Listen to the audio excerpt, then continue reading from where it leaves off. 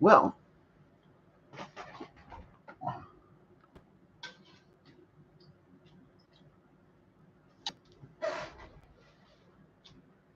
mm.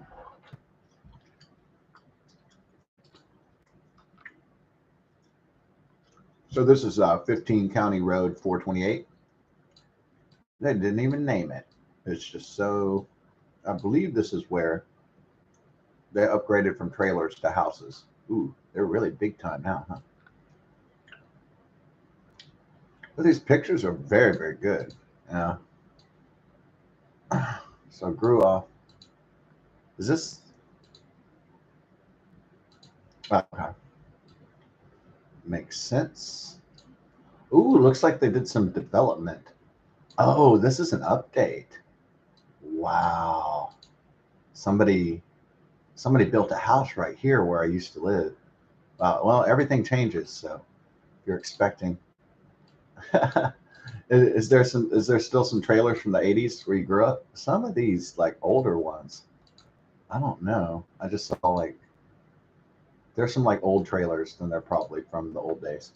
But most of the stuff has been rebuilt into houses because typically people don't. I think that's even a new trailer. Yeah, most people. This right here, you know what? This looks like exactly the same house from the 1980s. Yeah, and they had a junky yard, I remember. This could be the same people. So, yeah, they always had a bunch of shit everywhere. This could be the same people from the 1980s. Though the the parents may or may not still be alive, but their children, they had a lot of children, so they had like oh my god, I want to say 3 or 4 children. So the children may have come back home and come home to roost, perhaps. But yeah, I always remember junk and shit everywhere. So this might be actually the same people. Wow, they built a nice place over here. Dang, this one is. These people got a little bit of money over here. Um, yeah, so the landscape changed, but I could still tell. This is where I say 1985 to 1989. So like, or 1986 to 1989ish to 1990, whereabouts. So that's when I went to like first through, fourth grade. Yeah. So, dun, dun, dun. Yeah, they cut down a lot more trees than I was hoping. Yeah, but there's still expansive forests. So somewhere they're like in the back. So they still have expansive forests, thankfully. Yeah, I used to like ride my bicycle all around these neighborhoods, and man, you got some workout, especially if you're a little kid. Um, quaint beginnings, would you say? Yeah, it's so lush and green. These pictures are beautiful. Yeah, it is really like. So what's the disadvantage? Well, if you have a, ooh, this looks like a really old trailer from like back in the day. There might be some really old people that kept their old trailers, or there might be like, abandoned trailers. This place used to be called Woodway. It actually used to be called a. They would have a sign that was like "Come to Country Living," and it was like right here. And they tore it down because people, teenagers who were on drugs and shit, they wrote Weedway on here, so they took it down.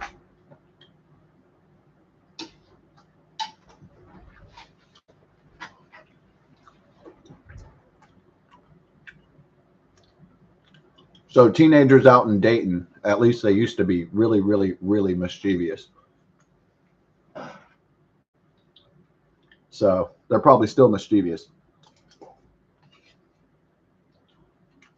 And if Mexican drug cartels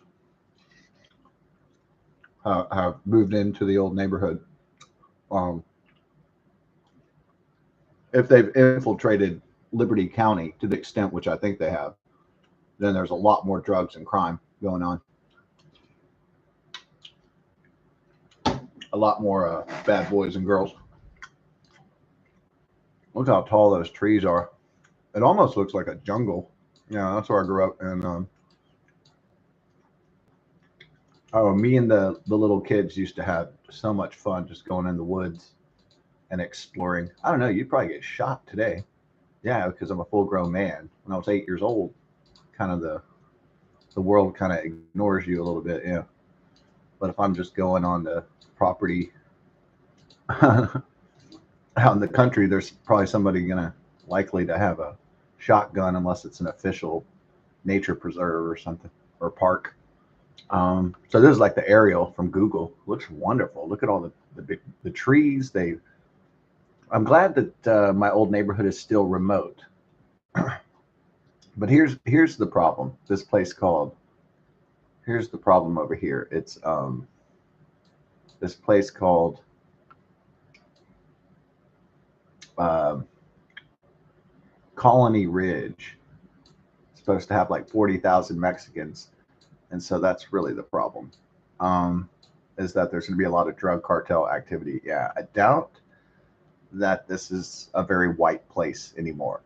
So out here in Liberty, um, but looks like the nature is at least intact. You know, the Trinity River, the forests, and the places to appreciate nature is intact, even though this got a little bit too close for comfort right here. This 99, but thankfully, you know, Highway 146 already existed, so hopefully nobody plans a super highway through here or some shit like that. And then the forest and the animals and look, you already ruined all this other shit.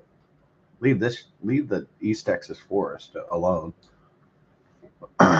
So we got Roman forest, and I always loved that when I was a kid. Like when I'd hear about a football game fighting Roman forest or something, it always sounded like cool. And yeah, it's pretty since there's so many since there's so much woods out here and rivers and all this nature stuff. Um, you can tell by all the green. Oh yeah, Davy Crockett National Forest, Sabine, Sam Houston. They should protect this place, but um, I don't know. I don't know if this area will be protected. Old River, Winfrey. They should make this a historical preserve. In my personal opinion, but I have a my opinion is personal because you know I'm from there. So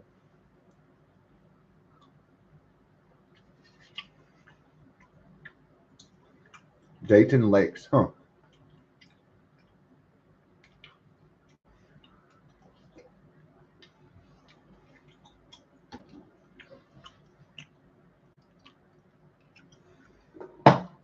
I'm guessing still, if anybody still speaks English out here, um, if there's white people still out here, um,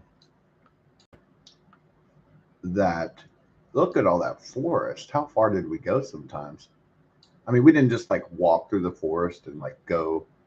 We didn't go like. I mean, we went on some adventures, all right, but we didn't go like into the forest and never came back or something like that. We never went on like a huge Stand by Me type, The Body Stephen King type adventure. We just kind of went like we'd be in these trailers out here, and then we just like go you know a little bit deep in, and then we'd go, oh crap, oh, we had a great play out in the forest, and then we'd be running back home to eat dinner and be with our parents. And most parents care about what's happening to their children. So got the butterfly garden out here. I'm glad somebody's keeping it real with the nature. Yeah. Nice. They got a nice butterfly park, huh? Yeah, I'm so glad somebody made a preserve out here. That's pretty dope. Oh yeah, I always love these like eerie, like these creeks with the trees coming out of the water. I always thought those are cool looking. I know it looks creepy looking, but it also looks cool looking. It's one of my favorite parts about Liberty. If you said something like if you said somebody said, where are you from, and that would be like a normal question for someone to ask you, right? And Champion Lake Butterfly Garden, this place is dope, you should visit there. Oh yeah, that's like a mud. That's like for crawdads. It's not poo poo. But you probably already knew that. I always love those things. I always love those. Like I haven't seen one of those mud formations in a long time with the little creatures in it. Crawfish, I would presume.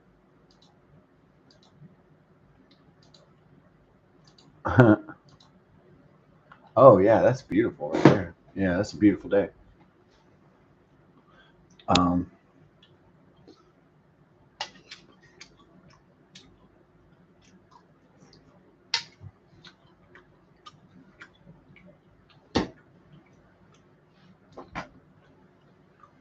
what's so exciting about the about East Texas woods? Um, yeah, I don't know. I mean, just as a kid, it was super exciting because school was. I mean, all they had back then, they didn't have the internet. They just had like TV and books and magazines back in the 1980s when I lived there, and they had keyboards and electronic devices and stuff like that, but they didn't have like personal computers really at home, not yet. There were some people that were like computer programmers that would have like Commodore 64s and I guess stuff back in the day, but Apple PCs and stuff. I mean, that was like for the uber nerds back then that were getting the personal computers early. Um,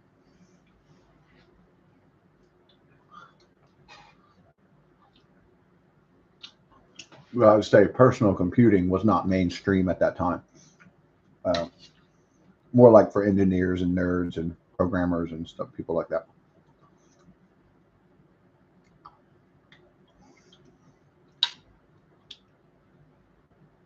Yeah.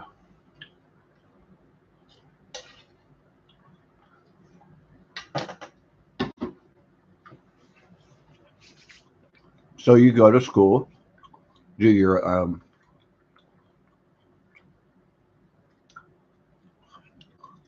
school's the place where the kids go to be babysat, I guess, by the federal government while their parents go work. So it's like an indoctrination system. It's just a place where kids go to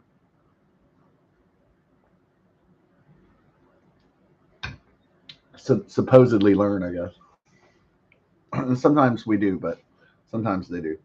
But sometimes, most of the time, it's a waste of time.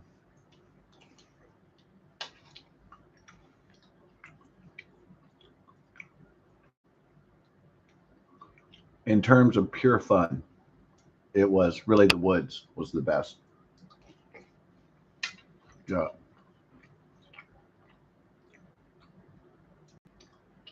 The creeks and the meadows where you really learn what the real world's all about.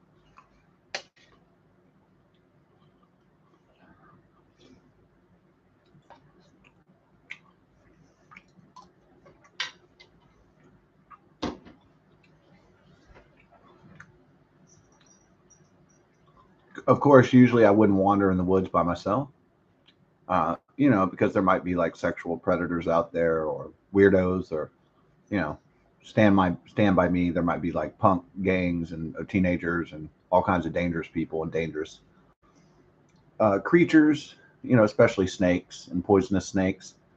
Um, so you don't want to be a little kid out in the woods. You might get something unsavory might happen to you. It's kind of like being a pretty girl, and it's sort of like being a little kid because that's the only time a boy kind of is as vulnerable as a little girl, for the most part. Is like when when a man is a boy, he feels the most vulnerable, like all children. So yeah, usually we would go in bigger packs like girls, and sometimes with girls, and so yeah, we'd like what was our usual posse like out in the country, in the woods. It was usually like, oh yeah, wild berries and stuff, huh? Yeah, I think they have like wild blackberries out.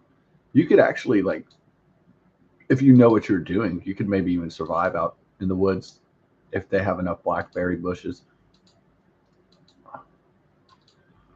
They have wild feral pigs too, so technically you could kill a pig and live, or I mean, it's not as effective as farming, of course, or industrialization, but if you had to survive, oh, they got a plump mama out there, huh? Yeah, she's got things happening for sure. Uh, plump mama, plump, big mama. She's kind of cute, you know. I know, a little heavy, but heavy ass. You know, big ass, big boobs. That's a good one. No, she's really pretty, huh? Like baby face kind of. Oh, still got some white people out there, huh? Amazing. There's still. Uh-oh. Area beyond this sign is closed. No trespassing. Yeah, I knew they'd shoot adults for fucking around out there. Nick D. I don't know. I don't know if there's like an adult that that almost looks like somebody I grew up with, but you know, you could read into anything you wanted to. But that'd be funny if it was like your next door neighbor, like Crystal or something. And now I don't recognize her because she's like 40 years old.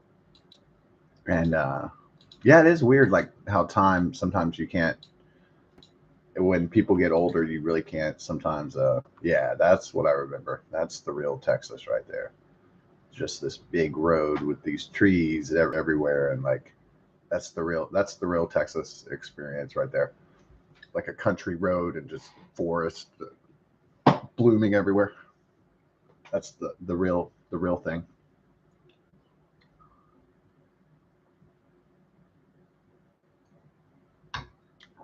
Those trees look gargantuan when I was a little kid. I was like, oh my God. Yeah, this is like the real Texas experience. The coastal plain forest, East Texas woods, swampy, you know, this is the experience right here.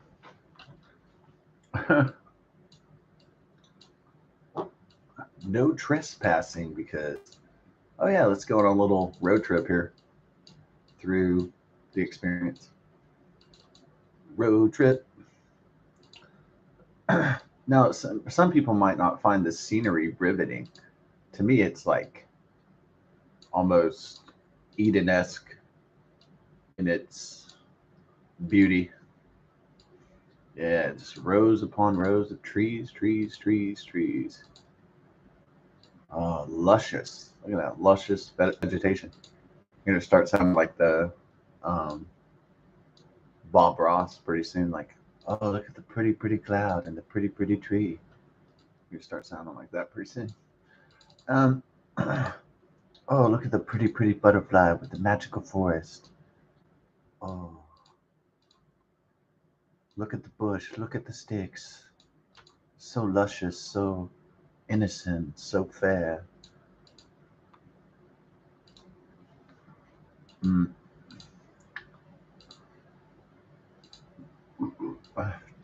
The Bob Ross experience. Yeah.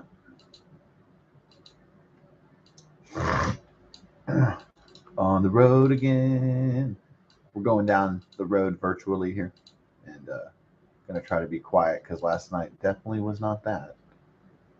Oh yeah, I always love these houses. Like when people have money and they can build like some really nice fucking some. Look at, oh yeah, I love these houses out here because everybody like makes their own style of their house. And some of these houses are old too, man. Some of these are like from the fucking 70s and shit. Oh, look at that one. That house is amazing. That red, but then the it's hard to see it from here. But look at how amazing that house is. Yeah, some nice two-story houses out here.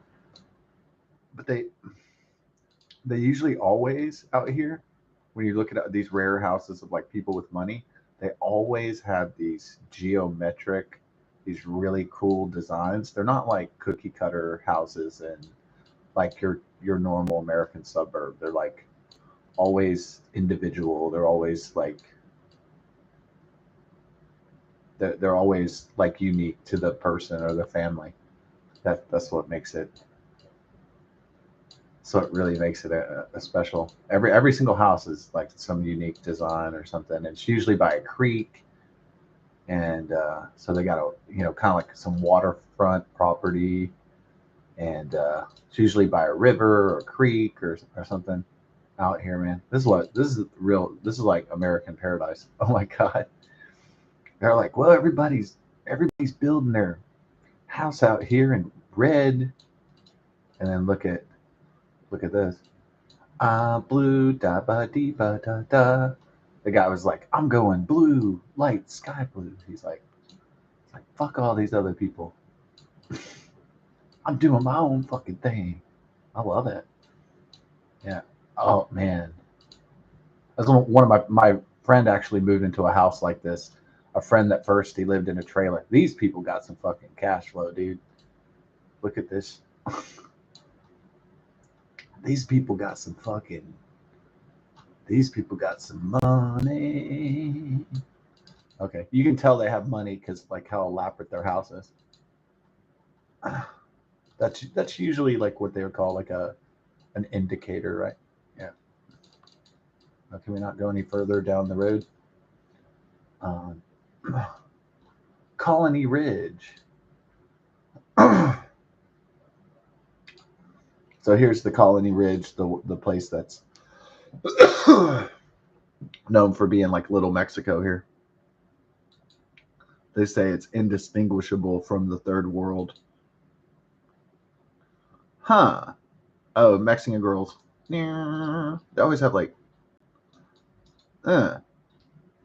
you want to become one of their first white residents? If this is what's going on, if Senorita Conchita is going to be there. Yeah, sure. Boing. Man, those Latina girls, dude, got it going on with that. They got the booty department. The Latina chicks, dude. Okay, I'll translate this really. Oh, it already translated into English. Damn it! Only 4 persons in the lobby. Okay, but I didn't cheat. I didn't read the English. Cheated. Okay, so this looks like Christina Hernandez got a great shot of the pristine Tejas, Texas. Oh, okay. They imported their soccer habit. I see. The Hispanic people did. They imported their. Huh. Oh, this girl got her highlight. She's like, I'm not Hispanic. I'm white. Okay. All right. There's Guadalupe and Company. There it is. Colony Ridge. The controversial Little Mexico. Yeah. Controversial immigrant community.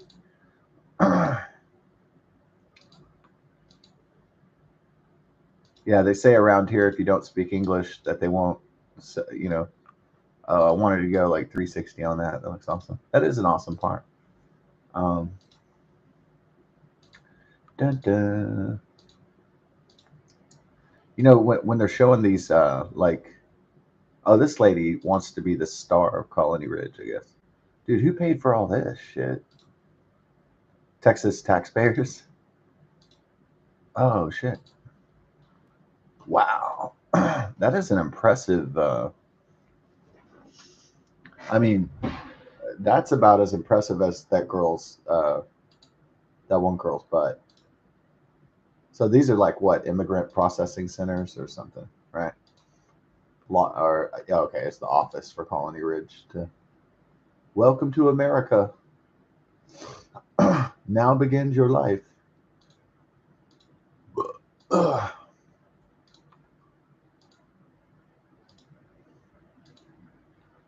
Are you going to learn English? No, we're just going to create our own community here. Is probably what the plan is. Oh wow. Well, they went all in on July 4th, or maybe that's how they get their citizen card or something. They're like, well, if you wear red, white, and blue, you're in. Oh, dun, dun. Or maybe they have to go to like whatever, like America training or something. I don't know. uh,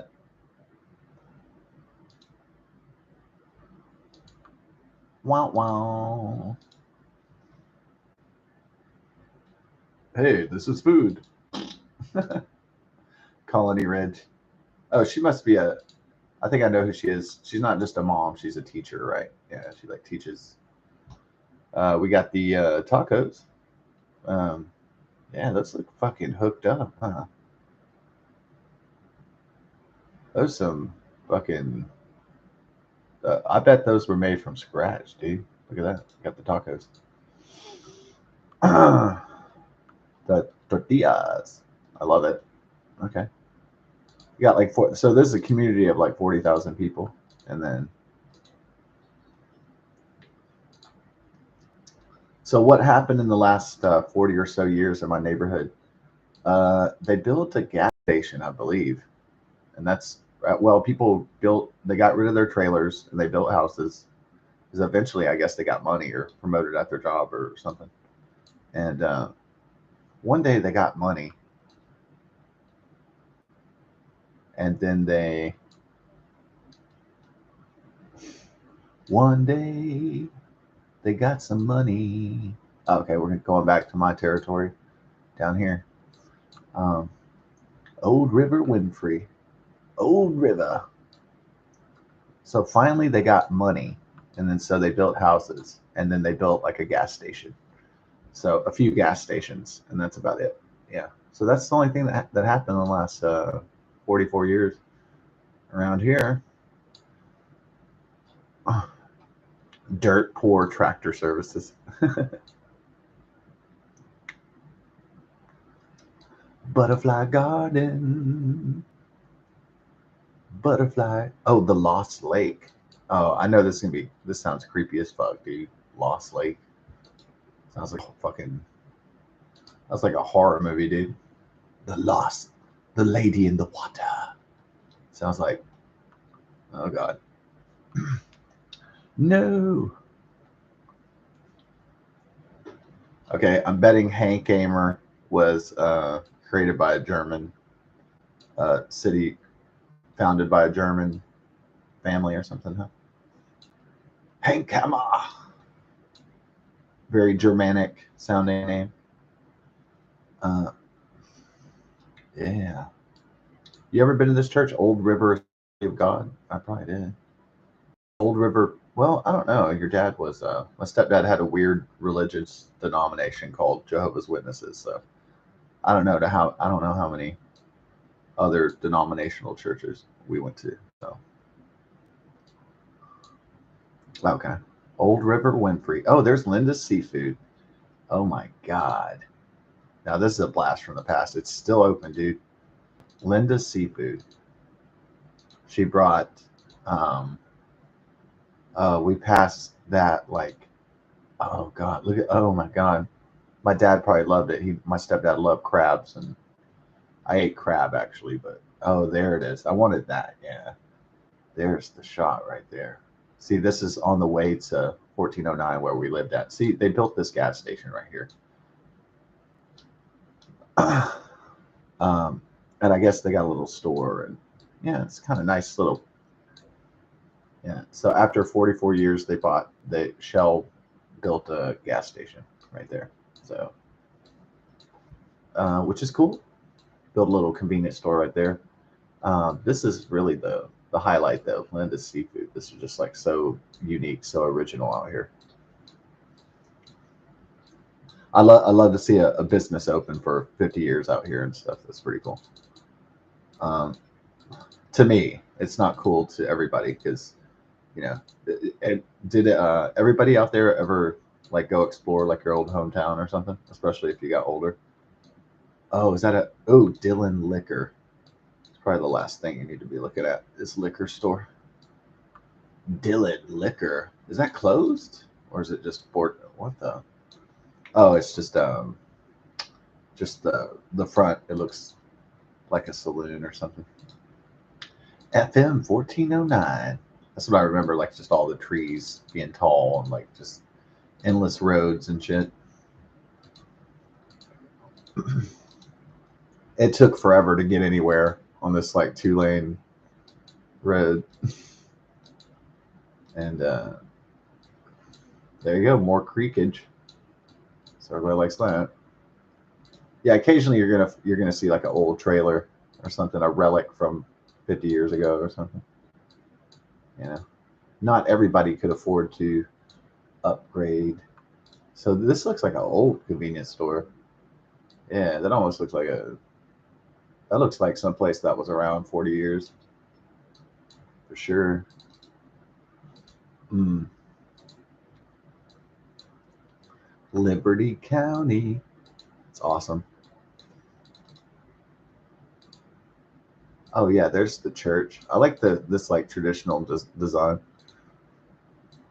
Oh yeah, man, that's a mega ass church. That is a badass one.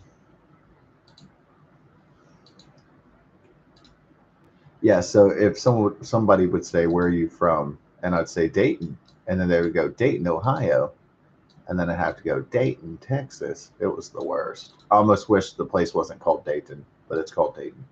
So, anyways, it's called Dayton. There's the old trailer you were looking for, dude. Yeah, you were looking for that old school shit, huh? Yeah, I'm kind of on the hunt for some old school shit. Want some classic Texas shit like this, like tractors out, just fucking John Deere shit everywhere, like just classical Americana. That's what I was looking for. Maybe get a few historical markers. I love how that dude just backing up and Google documented every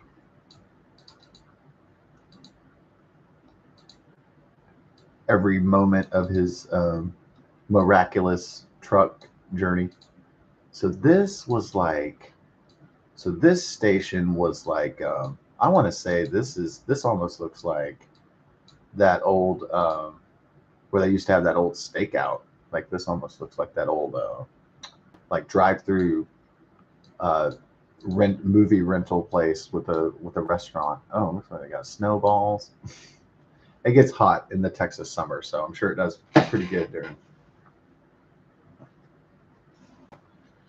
pretty good like May to September, and then after that, I'm sure the snowballs starts to the snow cone stand business dries up.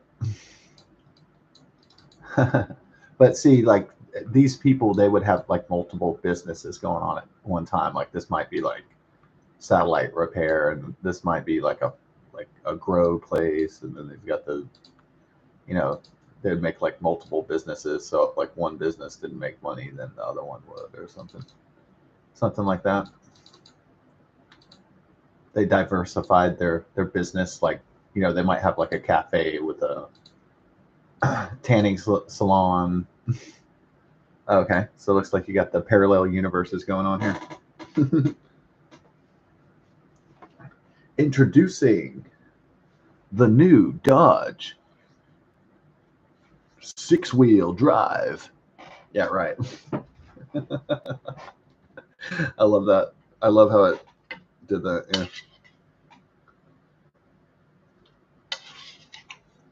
Yeah.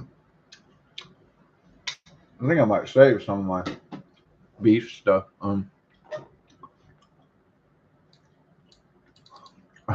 Introducing the new 6-wheel truck. Whatever. Yeah. Anything familiar down here? That might be some really old churches. Yeah. And then this was like the main. This was like the main convenience store for a while. And then when the other convenience stores opened, then it took away the business. But this place used to be the deluxe store. So this used to be the like the only station in town. So yeah, until that shell opened, that was actually, it looks like the competition killed the place. Just about. Plus the age of the place, it looks kind of run down. Yeah.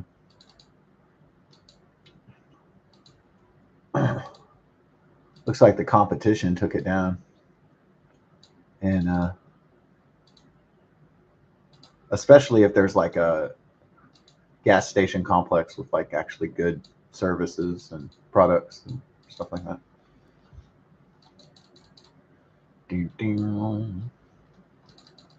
Won't just let me travel down this road for some reason. Okay. Wouldn't let me travel it down. And then when do we get into the boondongs? Let me see here. Champion RV Park, Quick Mart convenience store.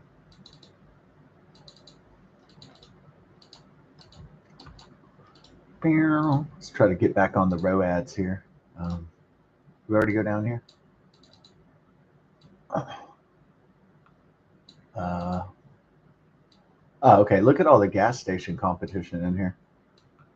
It's like everybody's trying to get that corner location out of the subdivisions.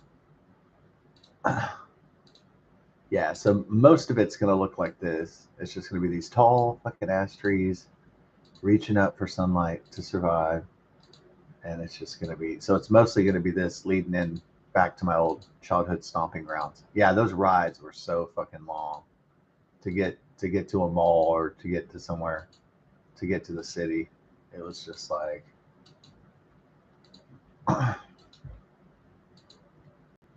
holy shit. Yeah, it's just trees, an occasional. Oh yeah, when I was a kid, I just loved looking at those like endless fucking. I love looking at those like endless expanses that seem to go on. When you're a little kid, like this shit always seemed, the meadow seemed to go on forever. And I suppose this break in the forest was for the American Telegraph and Telephone Company, AT&T, to build its power stations and relay stations. So at least that's what I theorize it was for. Why the break in the tree? Maybe it was a natural break, but I don't think so. Looks kind of like it was designed that way.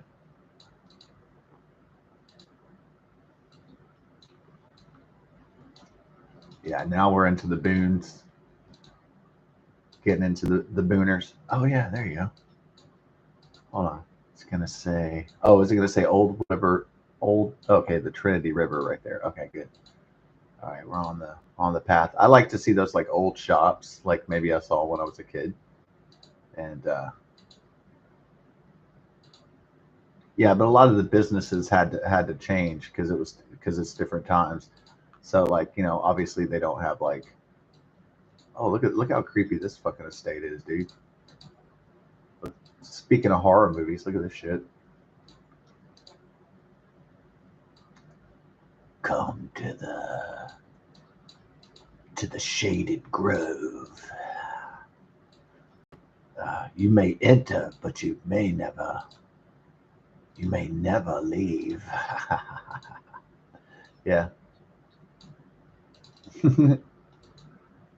Yeah, I mean they got some spooky places in Maine where Stephen King lives, but dude, out here though, you got some fucking, yeah. I used to, one of my friends got a house out here, and I remember going there and like, so that this one guy Randy, his mom was super fucking ugly. Like she just was not an attractive woman in the face. I mean, I'm sure she had, a woman. I mean, she had a woman's body. She had probably, there's some reason that why that guy married that woman. It wasn't her face though.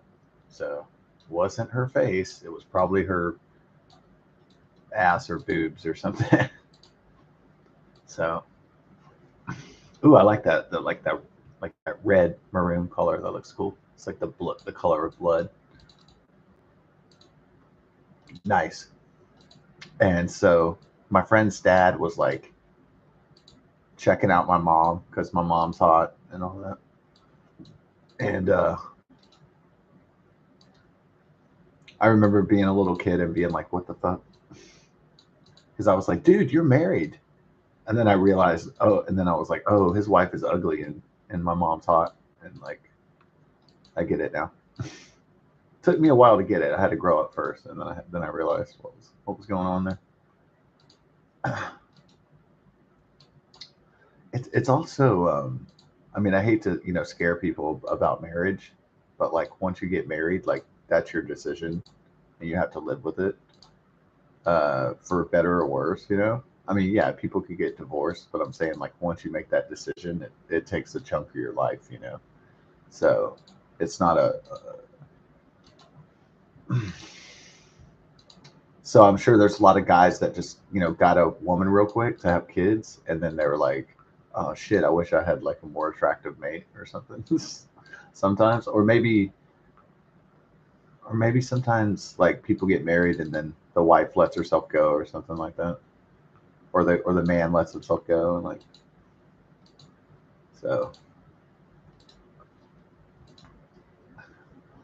so in a way my young mother was a fantasy for this guy, my friend's dad, because he was just fantasizing about being with my mother instead of his wife.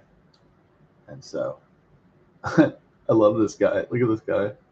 Look at oh, that's the most Texas thing I've ever seen. This guy, my God, that is awesome. Look at his look at that. Oh, it's Alibi Ice House. Look at this guy with this like hillbilly beard. Love it. You know what? You know it'd be better if he had this tractor and then he had like he had like a big Budweiser like out, like he was already drinking and it's like daytime. That'd be even better. The Alibi Ice House. They built a bar out here. Oh, just in case y'all are planning to visit Dayton, Texas, karaoke nights Friday at the Alibi. There you go. I'm sure no one's planning to visit there, but just in case they are. The Alibi Ice House. What's your alibi? Well, I was at the Alibi Ice House. I was trying to find some girls with I was trying to find some women that no longer have functioning teeth, because I'm really into that.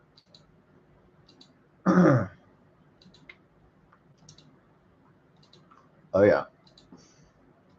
I was kind of seeing what the Dayton scene is like. Oh yeah. Now this place is like where it's at, baby. They built another store out here, a Dollar General. That is so cool. Is this another gas station? No wonder it killed that county store. Oh, look at these burglar bars. They don't want like method actors. Yeah, this is probably. It's not like the country is necessarily like the ghetto, but it's like there's some drug dealers and there's some nefarious characters out here. So it's probably why they needed the burglar bars. People trying to break in there, trying to get like a pseudoephedrine or something, so they could make meth labs. So I can understand all the security.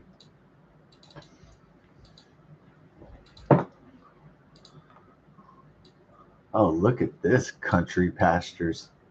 Talk about green pastures. This is awesome. Are you even going the right way? I don't even know.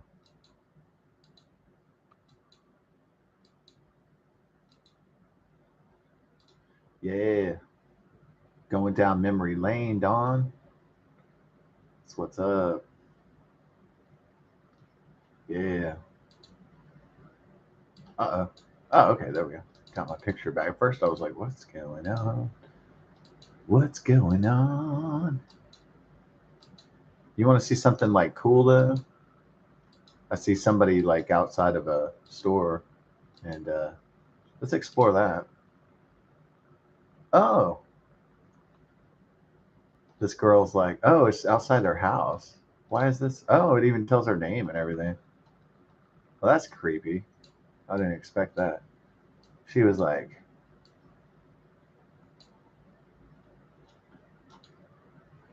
this girl looks depressed or something, or like doesn't give a shit.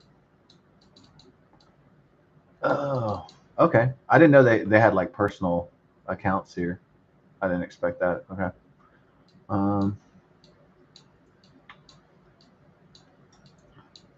I didn't know somebody could post something like, "Here I am, I'm at my house." Like that's kind of scary. But anyways, here I am. I'm at my house. I'm on my porch. I live out in the middle of nowhere. Um, okay, Dollar General, and then maybe you're going the no, you're going the right way. So, anyways,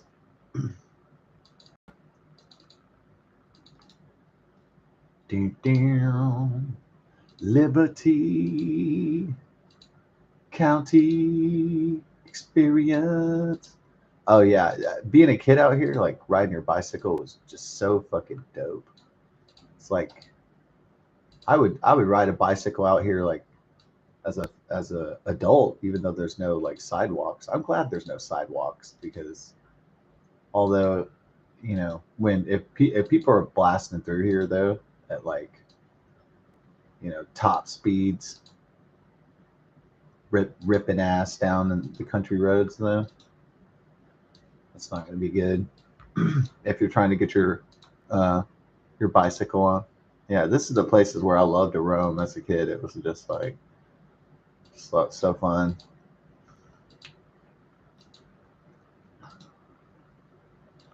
Do yeah, and I would bicycle everywhere. What was the only hazard? It wasn't like teenagers getting drunk and driving or drunk adults or anything. It was mostly actually a lot of wild dogs would come chase you, and your adrenaline would just start pumping because the dog would be like wow wow whoop whoop whoop whoop whoop, whoop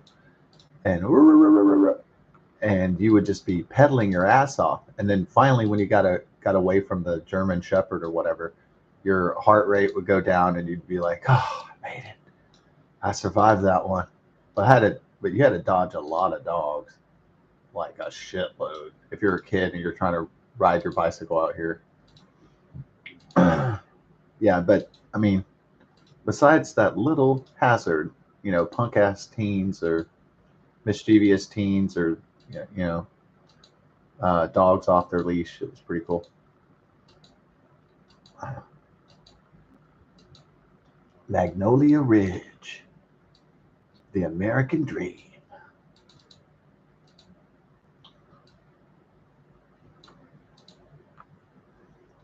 Yeah, the worst thing about out here is people that they oh my god, that looks like a trailer from the 70s. That looks like the original. You got a female out here. She was whoever that lady was trying to be Barbie for sure. And oh look, I like how um, they got their like lounge over here. That's pretty cool. It is like paradise out here, but I don't like when people they even if they're like people that fix cars, right? If people junk up their yards with fucking old cars all dilapidated, I think that always looks super fucking trashy. Or if they put like super trash piles, that kind of degrades the neighborhood. I think, unfortunately, yeah. So this is pretty dope. Do. Oh wow, some people got some money over here. They found some money. Ugh. That's what you. Oh, okay. And then these people are just being like super traditional over here. They're like, we're gonna have that classic double wide, baby. They're like, we're gonna kick it like Sammy Kershaw. This is awesome. I love how everybody has like a trampoline out. Yeah, well, you need like trampolines and tire swings out here because there's not really much to do. So you don't want to find yourself in the throes of drug and alcohol addiction out here because there's not much to do. And you want to keep yourself occupied with some healthy habits, healthy. Like this shit is just fucking trashy as fuck.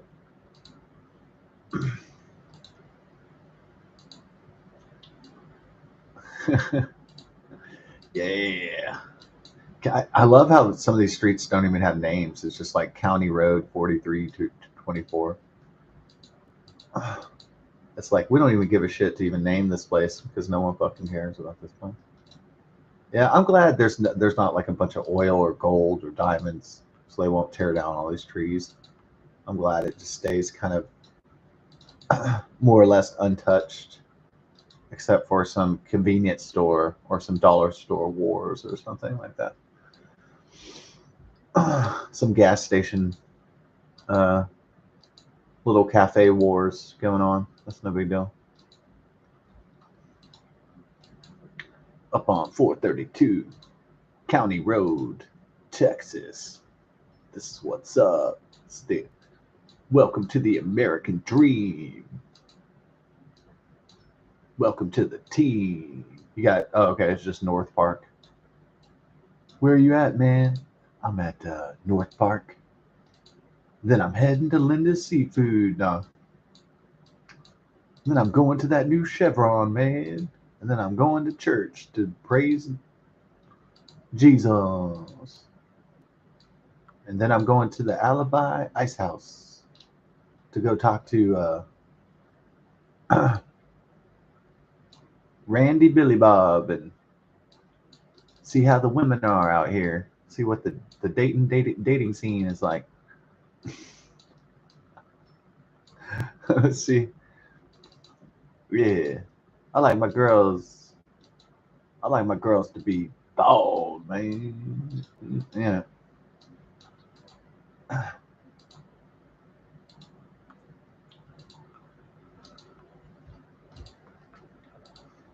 tell you the way I like my girls. I like the bad dental hygiene. That's why I'm into that. Like, don't take a shower for 5 days. That's why I'm heading to the Alibi. Oh, nice cul-de-sac. You just wanted to say cul-de-sac. Yeah. Welcome to the cul-de-sac. The country cul-de-sac. Look how long these roads are, man. Just like endless Texas tree, blue sky. It's like, I've died and gone to heaven, man. Oh, look at this paradise here. It's epic. On a gray day, on an autumn day, it looks like it's kind of like, looks kind of murky. Huh? Yeah, but when everything's in bloom on a beautiful day, it looks awesome though. So we got another church.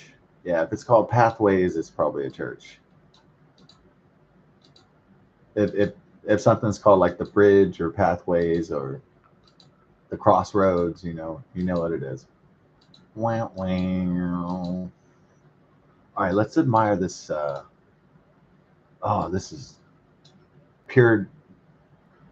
This is pure like Texas right here.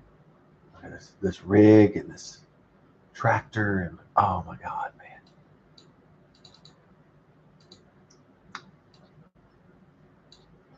Dude. You going back to the dollar? Holla. Let's give a holla to the dollar. It's the dollar store, but you still have to get paid $7.25 an hour, according to Texas state law. So it's like, Jenny, I'm gonna have to cut your hours this week. We're a dollar store, and you make $8 an hour, so I think we're about going bankrupt out here. Have we detected a turquoise house? Oh man, these are some old school constructions out here. Oh my God. Some of these boys have been out here for fucking 50 years, 60 years. Dang. All right. Oh, we're back to the bright sunny day. Back to a June day. All right. That's when this place is really heavenly in the summers. Those long country Texas summers. Yeah. This is when you want to go if anybody ever wants to go out to the woods, and if anybody wants to visit the Majestic. People probably think I'm being sarcastic, huh? If you ever want to visit the Majestic, oh my God, look at these old mailboxes here. When people had their own mailbox and with their name on it, and it's like, yeah, these are definitely from the 70s and the 80s right there. So that's definitely from a million years ago. Okay, pink. This person had a weird house choice. Anyway, strange. Maybe it's a woman though. So, oh, we got the kid who's giving the thumbs up, Dom. Or is he like, or maybe he's like, don't film me, man.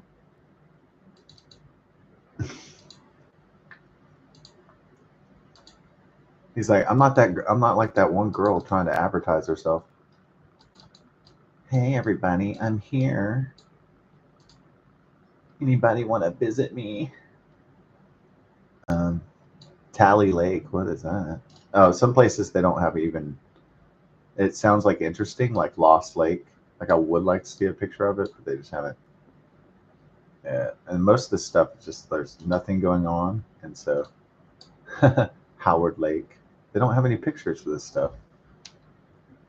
You should go out there in the boondocks and just start taking pictures of every like every place, every like remote wilderness place. Moss Bluff. Okay, Ray's place. Give it up for, oh, it's a bar. Okay. Wow, Ray's place. Is that Ray? Maybe that's your boy Ray. I don't know. This is like, we don't wear shirts out here, dude. You just want to say something funny in the caption, huh? We don't wear shirts out here, man. Even the girls don't wear shirts. Yeah, right. Okay. We don't wear nothing out here, right? We don't even wear underwear. There you go. Moss Bluff. That does sound cool, like something off Star Wars, huh? Moss Eisley, Moss Bluff. Going to Moss Bluff, man. You want to see something like dilapidated from like ancient? Man, where's Zeke and Bubba out here, dude? This whole thing looks like a Miranda Lambert music video, huh? Or like a Sammy Kurt. It just looks like this whole place looks like a country music video.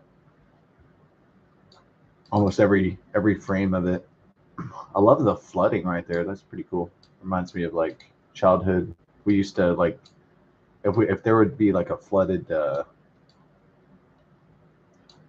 if there was like a flooded place like this, we actually used to swim in this, even though it was nasty as hell and it was disgusting. We used to do it though.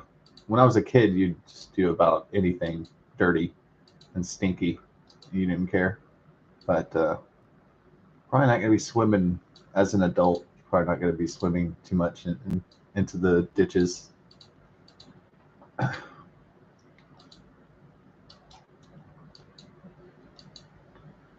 Yeah, it was one of those things like you would just swim around in the ditch, and it was like so fucking unsanitary. And there might be like snakes in there, turtles, or fucking tadpoles and frogs and all this fucking shit. But you'd still do it anyways, you know, because you were a country boy or a country girl, so you'd do stuff like that.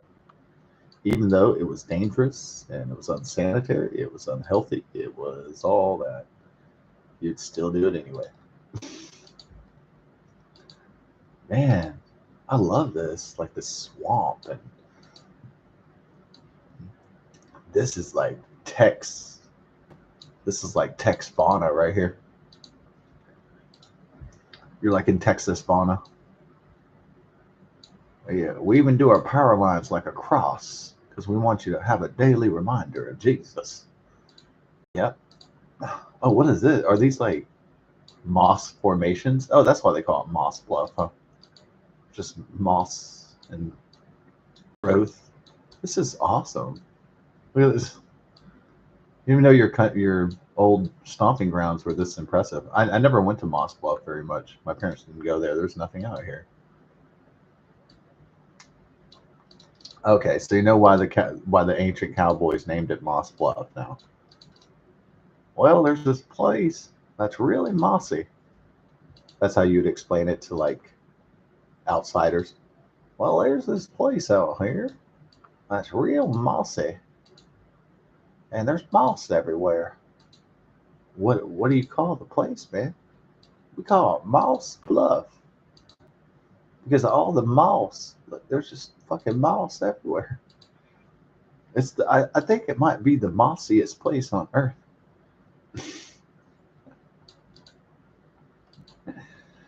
Like a old Texas cowboy like visited Boston or something. Guy was like, "Where are you from?" Well, from a place I like to call Moss Bluff.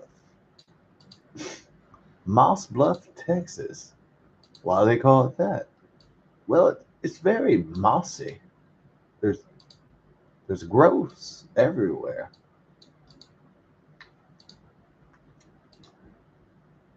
Sounds like a place I'll never visit in my life. Fucking ever think. Oh man, this is like a scene out of Legend of Zelda right here. That's why I love it. It's like ding, ding. Like if you're gonna film like the Legend of Zelda, you would come out here for sure. Where was the Legend of Zelda primarily filmed? Well, it was filmed partially in Shigeru Miyamoto's island of Japan, but part of the film was filmed in Dayton, Moss Bluff, and Liberty County, Texas. Yeah.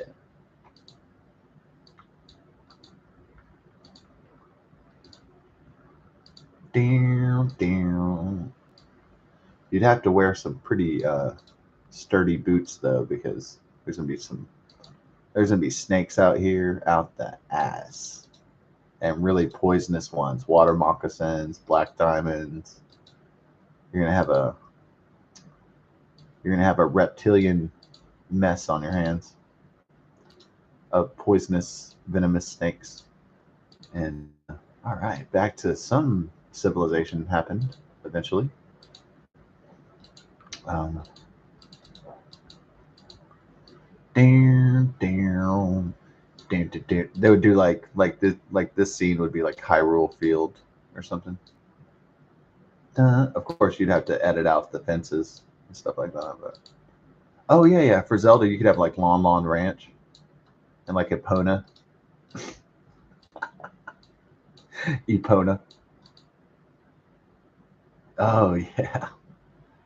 Whoa. What is that? Is that like a duck or something? Oh, it's like a fish, or I think you just spotted a Texas's Loch Ness monster. We don't wear our girls run topless out here, man. If it was like our girls let their titties fly out here, man. Yeah.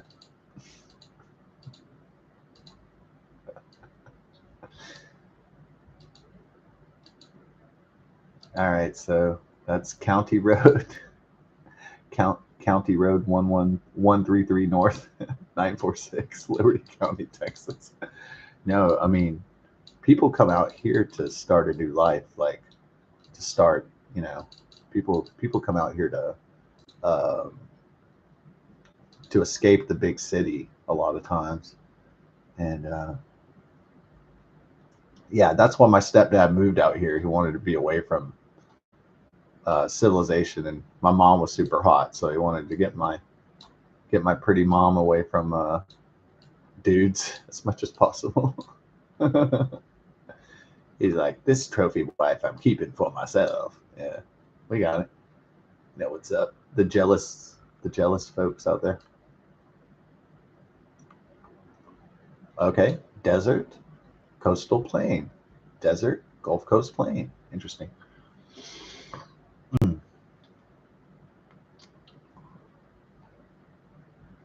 do do do do do. Bam, bam, bam. Yeah, this forest is impressive. It covers all this. It goes all the way. Wow, all the way up. Look at this. You could almost like back in the day just walk through the woods like all the way down just to Texas with almost without interruption if you were like in the old West days or something like that.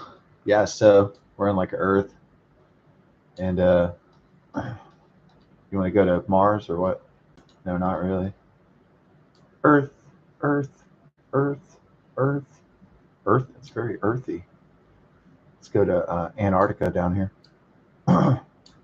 Ooh, what a mysterious world. Yeah. Do, do, do, do. You know who got gypped? Australia. That most of their country is desert. You know what? Like Australia would be like the world's biggest superpower if it was green. Like if it had as much green as like Russia and China, it'd be like one of the most powerful countries in the world. But since it's mostly this big ass desert land, yeah, so that never happened. But well, isn't there a reason why?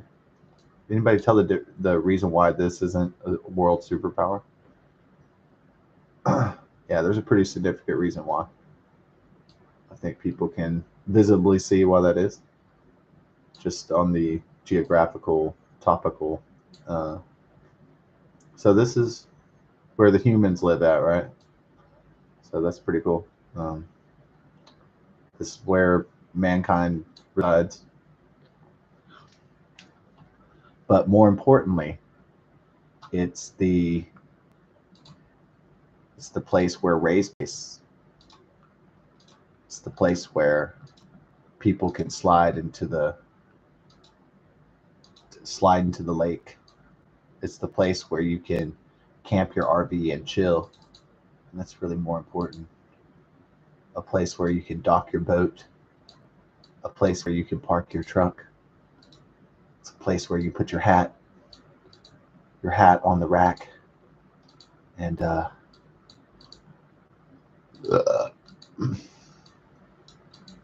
you know, for such a country place, I have not seen one cow, though I have not tried to explore ranches in the area though.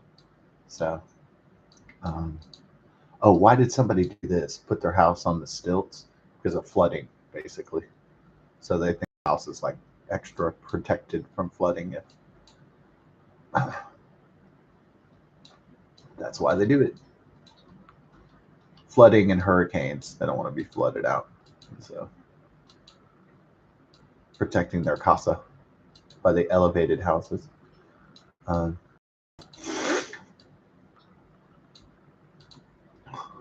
Man, it's like we're going to a resort or something like that.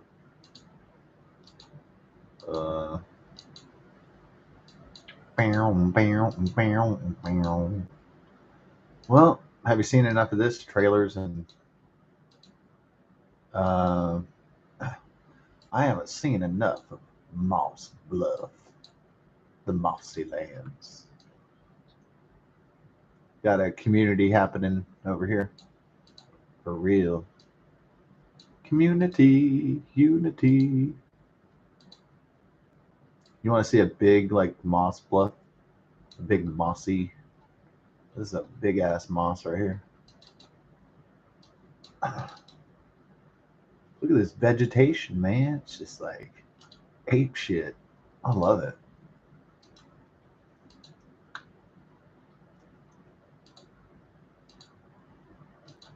Set your coordinates for 1918 West River Road. I'm gonna put my food up and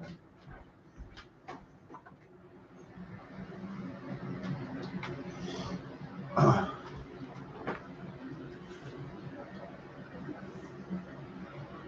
Um,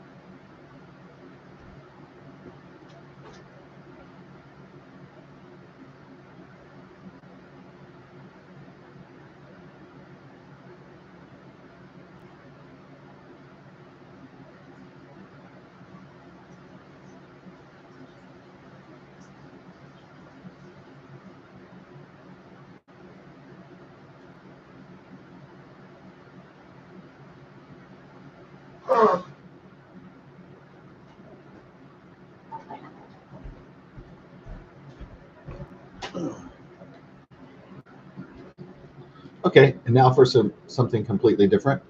Thank you, Monty Python, for that. Damn. Here we go.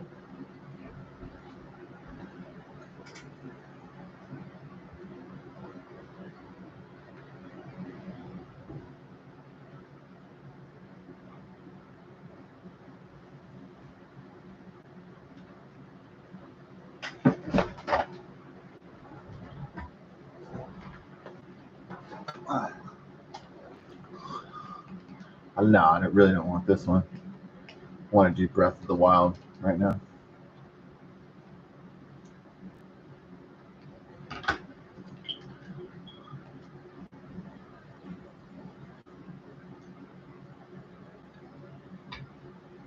Yeah. So I'm glad there's not like gold deposits or platinum or silicone deposits or anything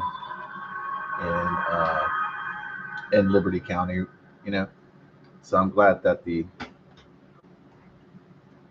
deer and the wild boars and the dragonflies and the you know the whole I'm glad nature even the pesky snakes and the spiders and the you know and the whole rest of it are going to be okay.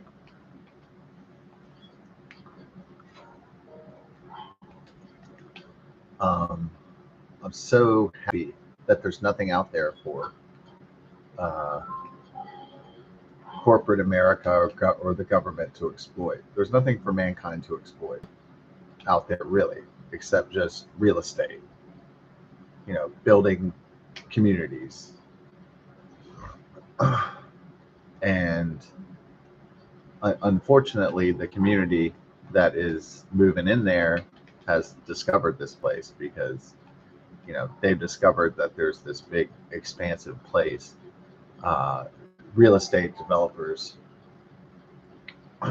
have realized this is a great place to traffic human beings from foreign nations, especially Hispanic people from Latin countries.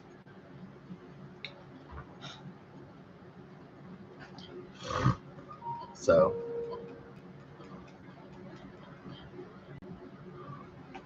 if there are white folks, um,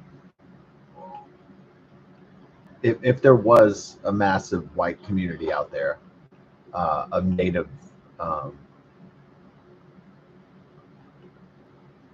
native Texans, they're going to get kicked out. So they're going to get outnumbered when all the foreigners move in. Unfortunately, but that is just the way it is so far. Until the leadership changes, but do I think Trump is going to deport all those people? The 8 to 10 million that Biden let in and the Democrats. Deporting 8 to 10 million people sounds like almost a Herculean. I mean, he might try, yeah, of course, but I think um,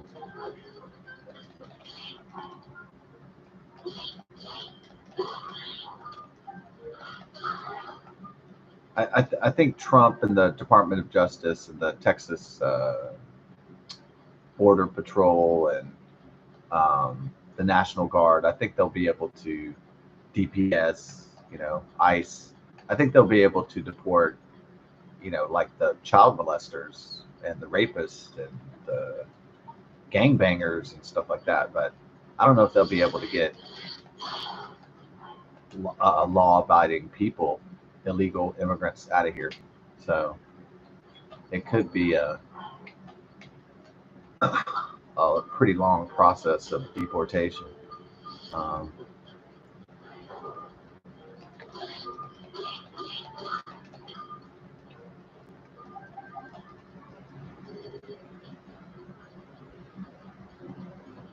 Also, it'll be more difficult to deport all these illegal aliens if they start having families, these big families. So if they start really putting their roots down, it's going to get harder to kick them out.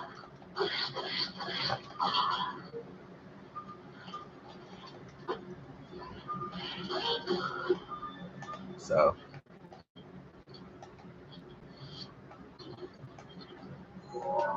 it's just kind of the way it is. It's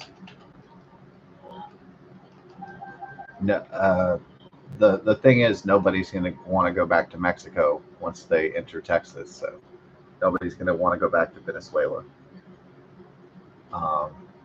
And that's just the truth. Nobody's going to go. Nobody's going to be like, oh, I can't wait to get back to Guatemala. I mean, that's just a reality.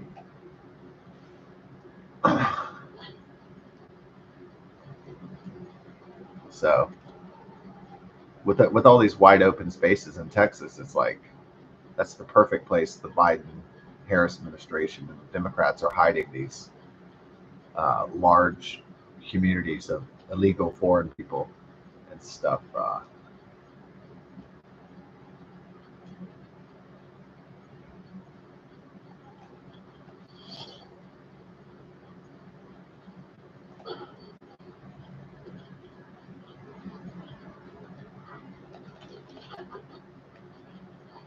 Rhythm is a dancer.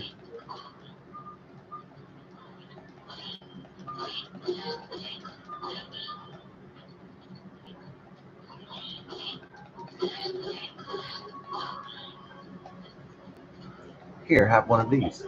Oh, I missed. Damn. All right, just enjoy this fire real quick. Looks like I'm tired from the desert heat, huh? Let's see what else do I got. Do do. Ooh. Oh, okay. Now I got my bow stuff on, Dawn. All right, let's get a little nakedness going. Yeah. Bring me to the naked. Okay, now we're looking dope we're looking desert dope. Okay, so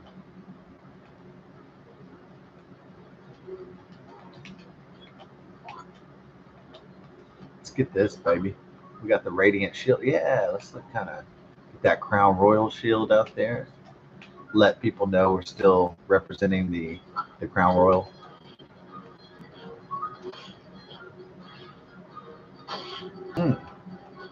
Nice. I got my desert gear on now. That's what's up, man.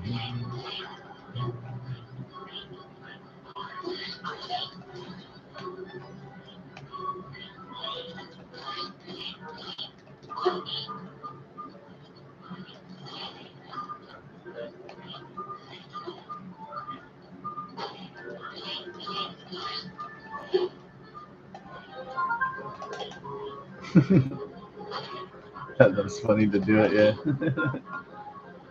Do this boomerang. Oh. Here, have another boomerang, please. No.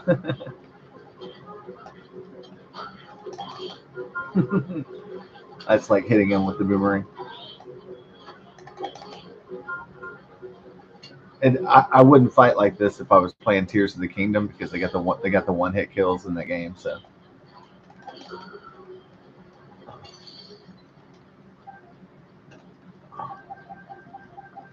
wow, he had a diamond and everything.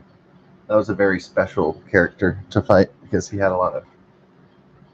It was a very strong character and he had a lot of gold. You will face the wrath of the Crown Royal Shield.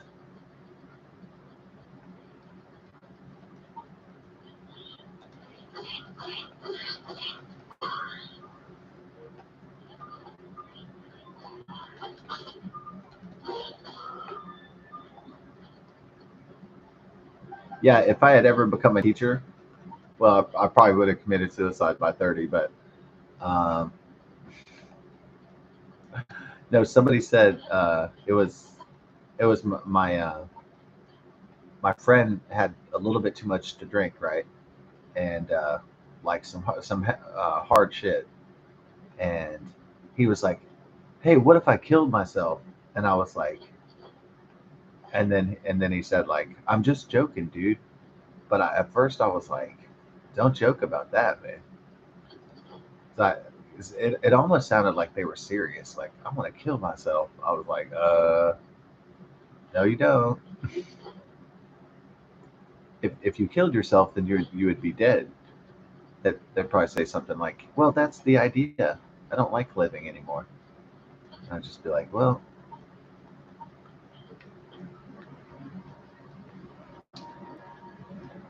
don't even joke about that, my man."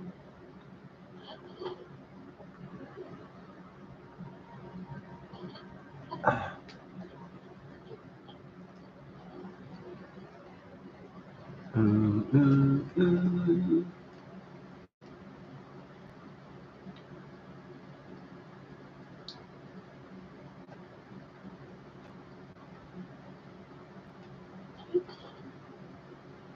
Let's go get my boy over here.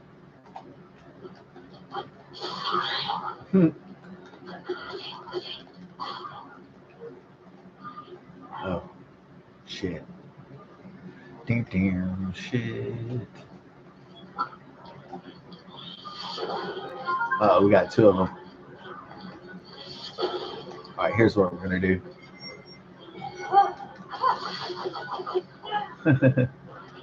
How does it feel? How does it feel? Ooh.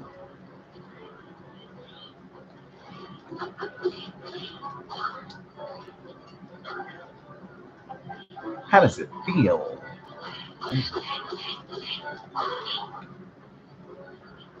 If you want some of those Miracle Whip sandwiches, ooh,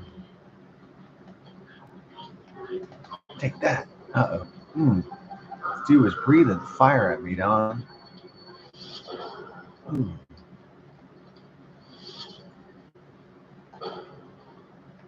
Yeah. Got my roasted shit, Don. Where are we going? I don't know. But it does not even matter because we're in the gigantic dinosaur skeleton, so that's all that really matters.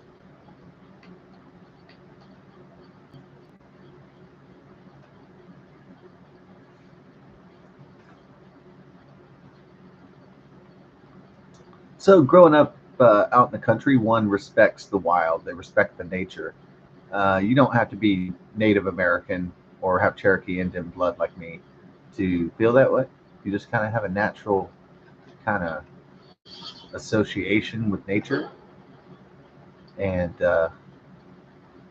you have respect for people and animals and the land, and just inherently, you can feel like the weather patterns and all that stuff is like really, um, yeah, you can feel it, feel it in your spirit, kind of, almost, you want to say.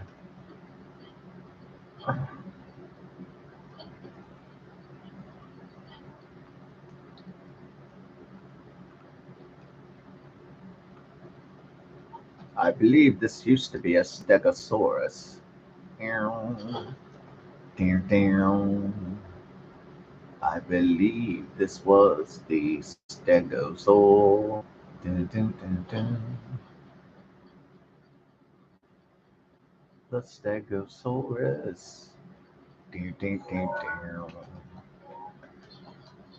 The stegosaurus. Dun, dun. Stegosaurus. Dun, dun, dun. Yeah,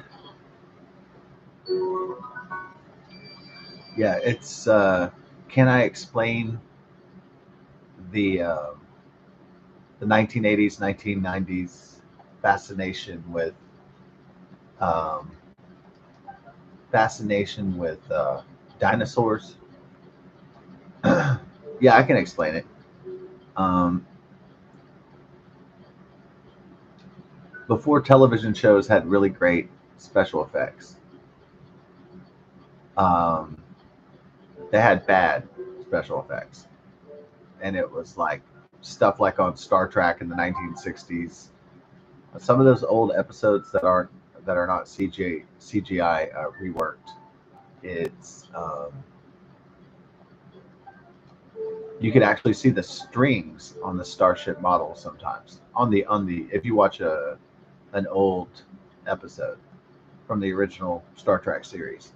The special effects were really bad, and like for the laptops and the Skyping stuff, a lot of those fake futuristic computers are like made out of cardboard and just spray painted.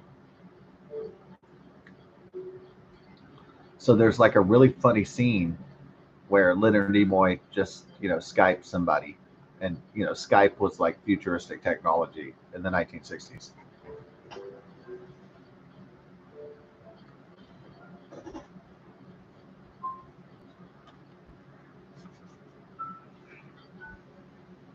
So there's this scene where Leonard Nimoy playing Spock is suffering from a emotional disorder or something like that. Um, and someone Skype calls him, the captain, probably like get back to work or something like that. And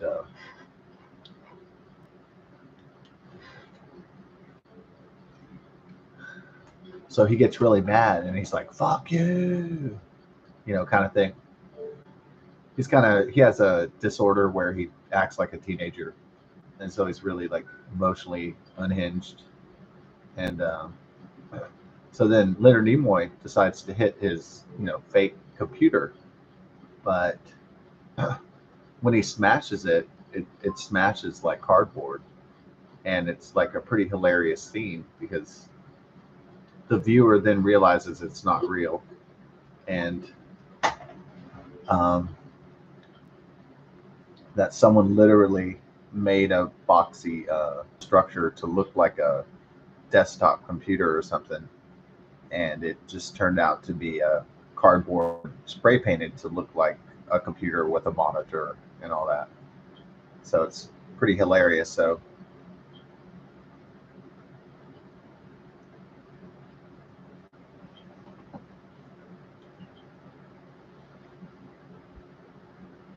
So in the 1970s, after without computer generated images and graphics, CGI, um, science fiction fantasy shows struggled, especially if they didn't have that much money, struggled to bring realistic shots and sets, to life for their shows. Typically, the concepts were farther, many years ahead of the technology of the time. So usually, that's typically how it works in science fiction and fantasy. So it's like, um,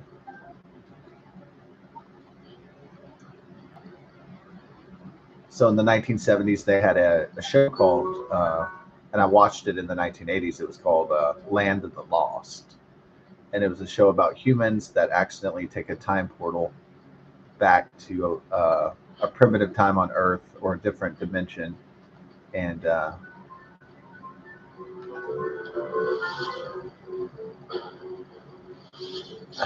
they have to coexist with dinosaurs. And if you were a little kid back then, you would know Land of the Lost. And they did reruns in the 1980s too. So, um,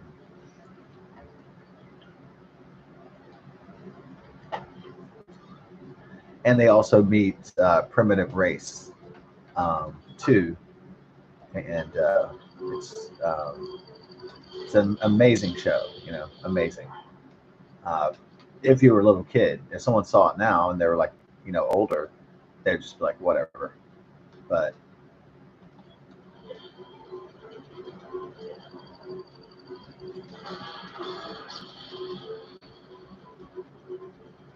who gives a shit kind of thing.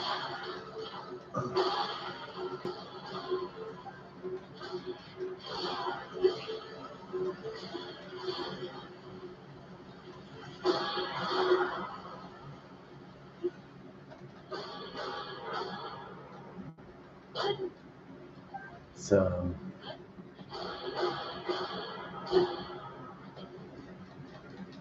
I like how Link's sword, the super sword, glows like a lightsaber.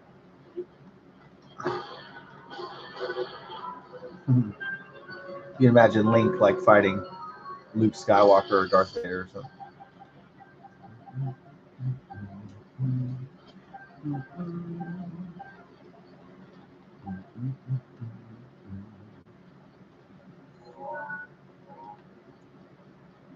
Do-da-da.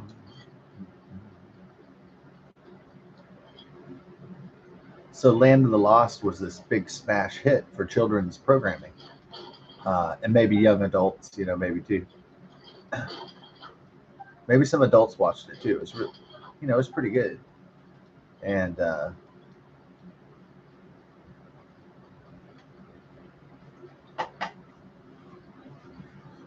so they didn't reboot Land of the Lost until they made this like crappy movie, like kind of a comedy, and it really sucked. And I think it might have bombed at the box office because it had like Will Ferrell, but like Land of the Lost really wasn't a comedy, so they kind of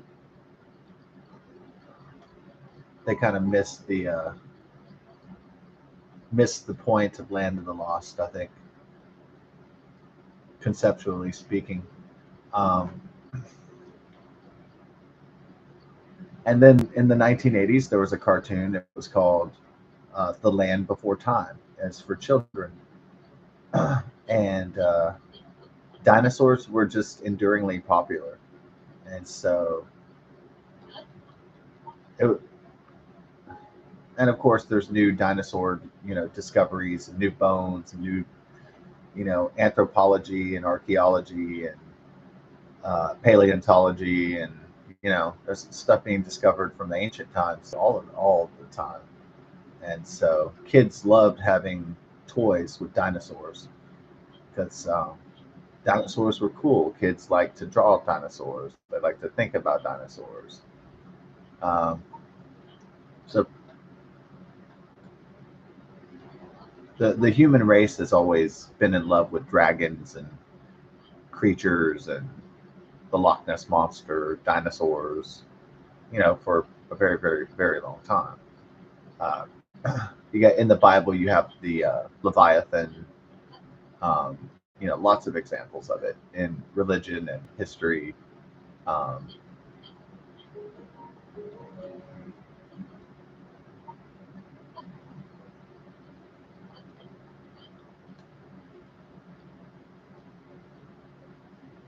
yeah, you were like, what the fuck? Yeah.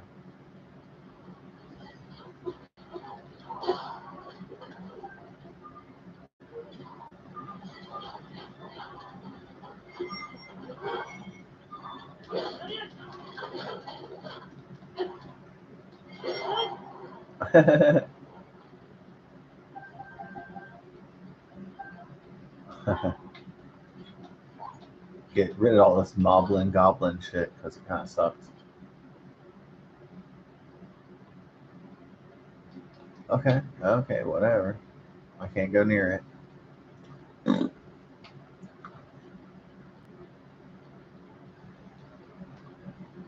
Um,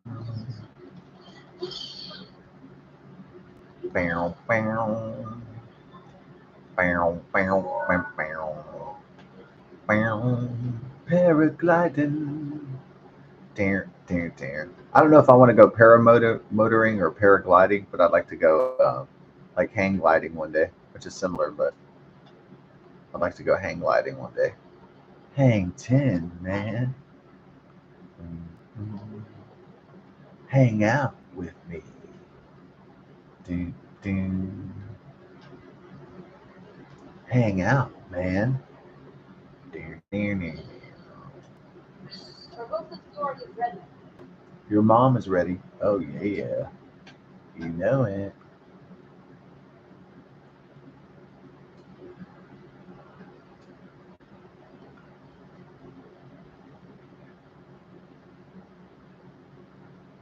Let's dungeon drop like at Astroworld. Welcome to Asshole World. Hell yeah. Y'all better prepare, dog, for the link.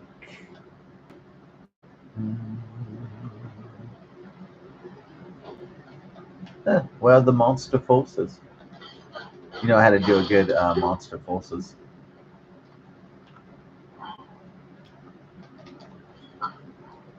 Hey, where are the monster forces? They don't have monster forces in this game. It's only in Tears of the Kingdom. Monster forces.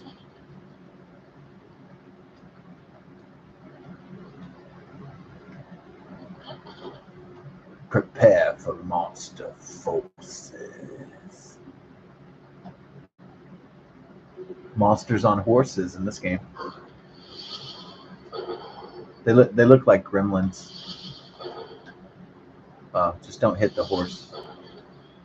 Oh, you did. Oh well, the horse made it out. It's all good. You shall not pass. Yeah, most people just when they get drunk, they put on some music and just kind of zone out. And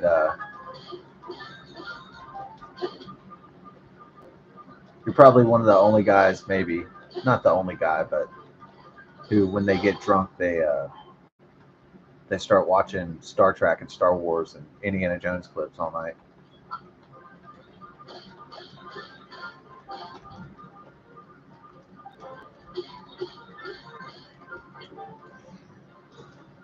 So this, in the 1980s, this Land Before Time cartoon was out, and it was very, very popular.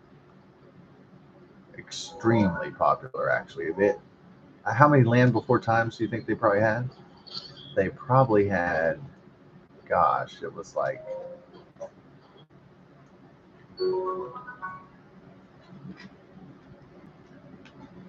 the Land of the Time cartoon movies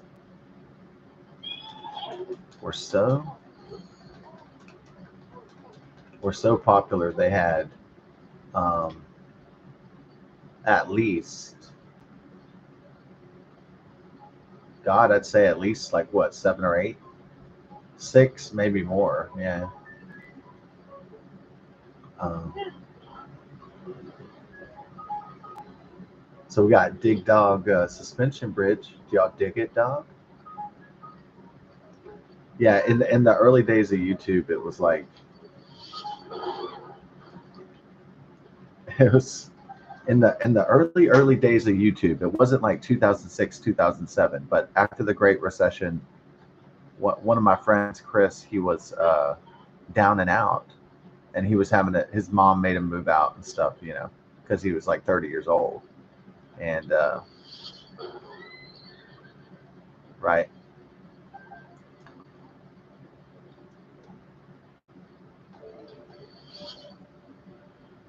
So his mom forced him to move out at 30 or something, or he wanted to be independent, but he wasn't very successful, and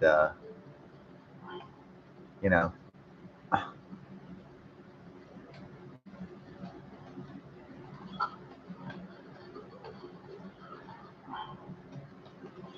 so he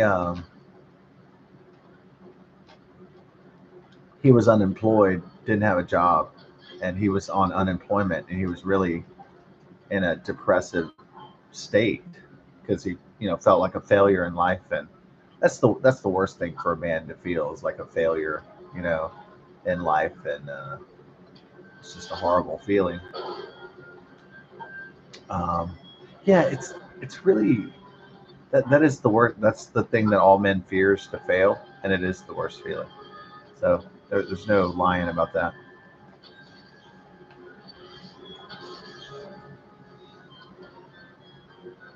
Using my good arrows for this guy because I ran out of regular ones. Oh, shit, I can't get a good. How many arrows do I have? Just two left of the really the great guardian arrows. It's coming in too fast.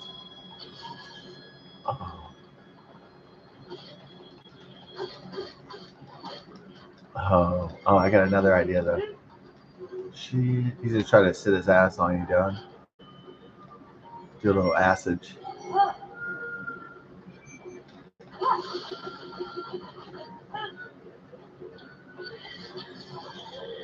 There you go.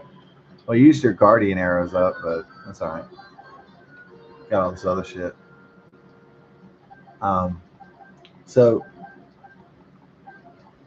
Chris was like really down, and on this unemployment, I had a job, but the job sucked, and he was like, "Hey man, why don't you come out and hang out?" Or no, I think he wanted one of my marijuana cookies or something like that. Make him.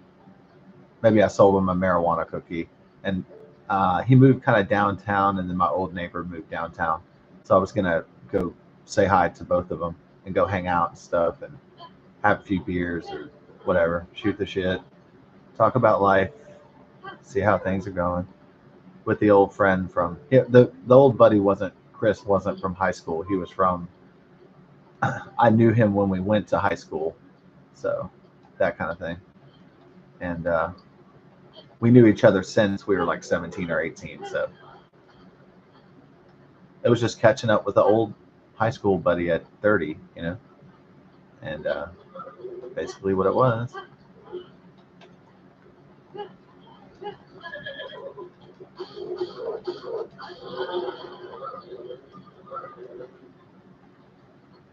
Don't you mess with Chocolata.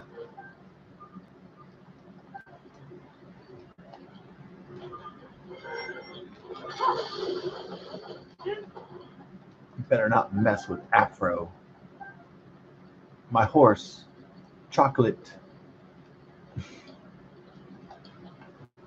You better not mess with my horse, Afronia. Afronia? That's what it's called. You better not mess with my horse, Wakanda.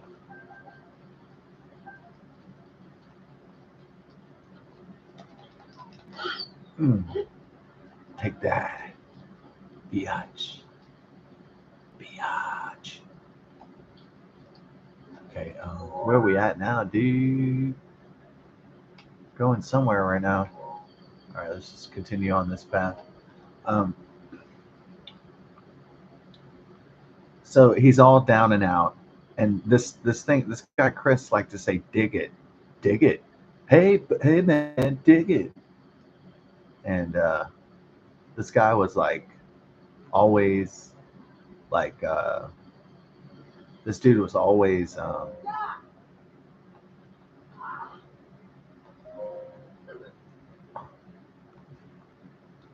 this dude used to brag that he's had um, he would brag when we would go out to eat with our buddies. He would say, guess what, man, I've had 40 jobs over the last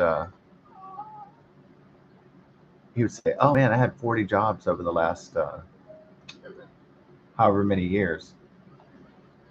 But he would be bragging about it. Most people, if they said, oh, I've had 40 different jobs, they'd say, oh man, I'm a fucking failure. Most people wouldn't brag about that, right?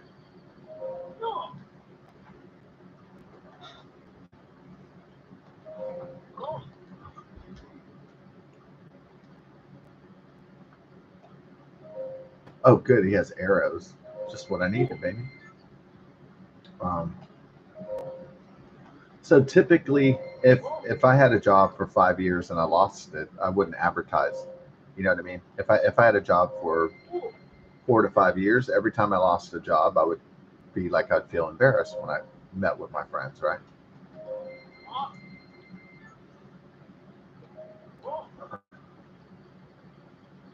But this dude was like, hey, guess what, guys? I've had like 40 jobs over the last 10 years. And, he's like proud of it. And I'm like, so one year he was like, I'm going to dick around on unemployment.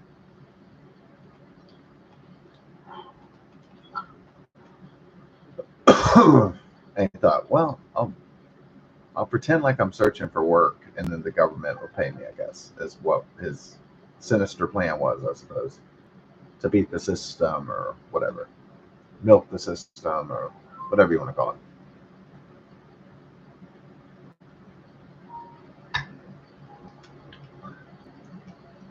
Because Chris never wanted to do any real type of work. He never wanted to do like, retail or food service, or he never wanted to get in.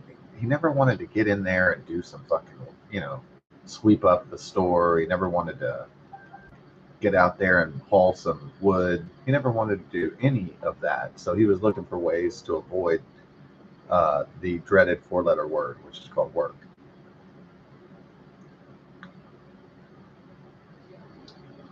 He would do anything to avoid that.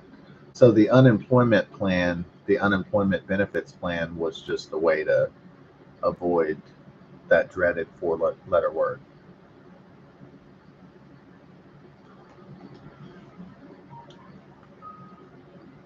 This looks like a Yiga.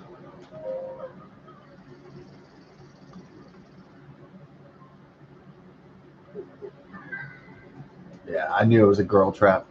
Damsel in distress, but it's really an evil enemy.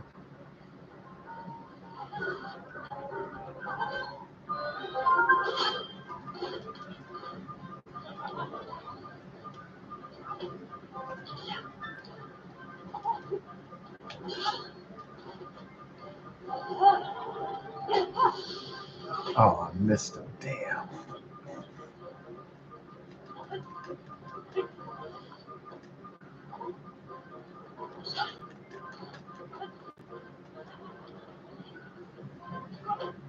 Kind of looks like Doctor Strange when it does the.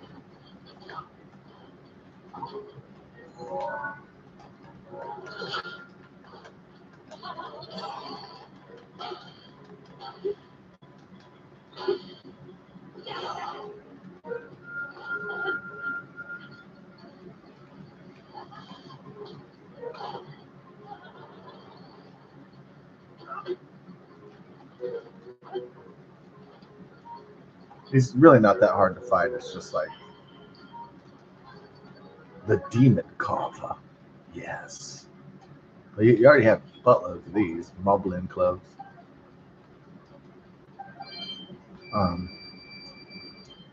So Keller was always switching. Chris was always switching jobs, and Christopher, So it'd be like you would hear from Christopher. He would say like, guess what, man? He'd say like, I'm gonna be a truck driver this week. And then the next week it would be like, I'm doing oil process technology. And then the next week it was like, I'm trying this, I'm trying that. It was always some shit with him. Always some new shit. I think he failed the truck the truck certification. I think he for driving trucks, becoming a truck driver. I think he failed it like 3 or 4 times or some shit like that. Some crazy, and I think it cost him like $100 each time to take the test. So I think he failed it what 2 or 3 times. He could never become a truck driver. He just couldn't do it. So I guess that's why they have a test to see if you're capable of doing it. So that's good.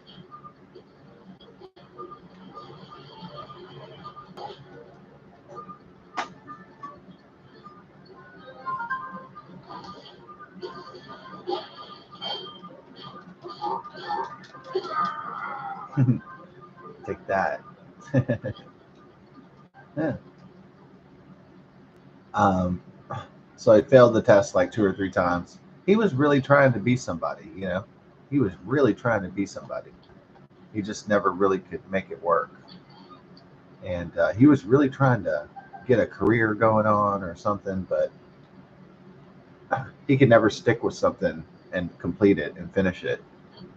And so he just kept wandering to, one thing to another. And just nothing was like working out really. Nothing was like kind of sticking work wise, trade wise. And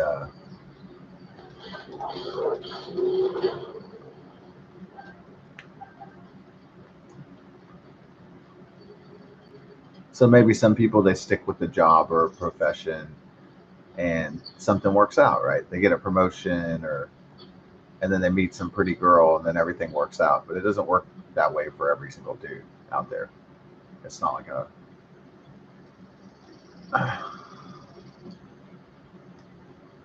everything does not work out for everybody, you know. So that's just reality.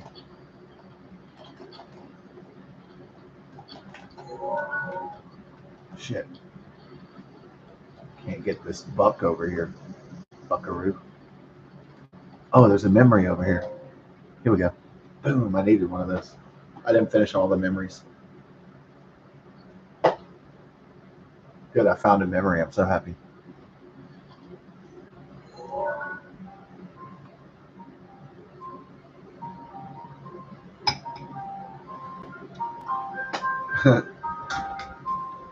I like how he has a flashback to old memories. I like how he gets like transported back to his days with Zelda. This is like the bootylicious Zelda, huh? The one with the tight butt. However, it's apparent that we still have much more to learn. What do you think? That divine beast was actually. Oh, I know why Link's walking behind Zelda. To look at the booty. He's looking at her ass. And how to use it to our advantage. Yeah. These divine beasts. So much for them. They found the most English girl they could to do the voice for this. I love it. Booby shot? Nah, that wasn't the intention of that angle though. Just joking around. Tell me the truth. Do you like looking at my butt from behind? I know you do. Does it look good?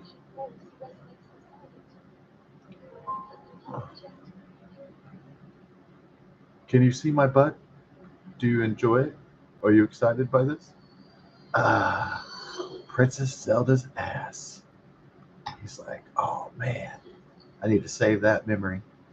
All right, there we go. Princess Zelda's ass. Ooh, ooh. A blonde girl's ass.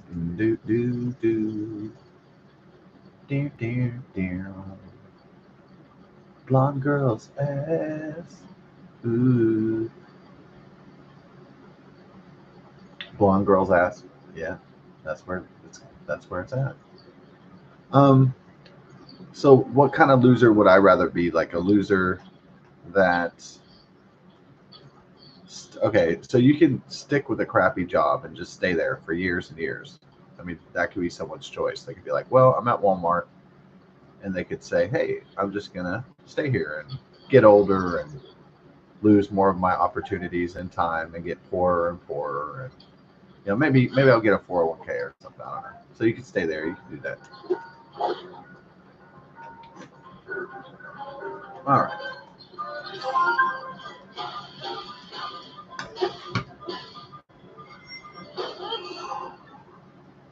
Or you could hop around.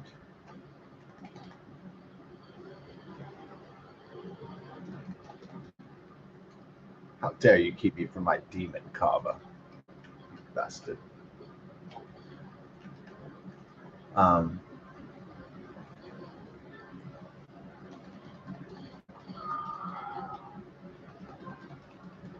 Okay.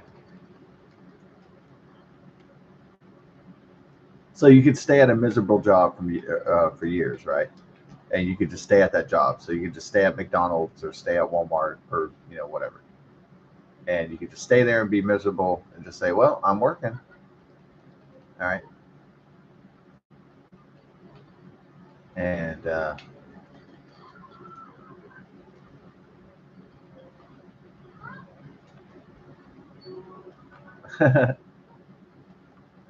yeah.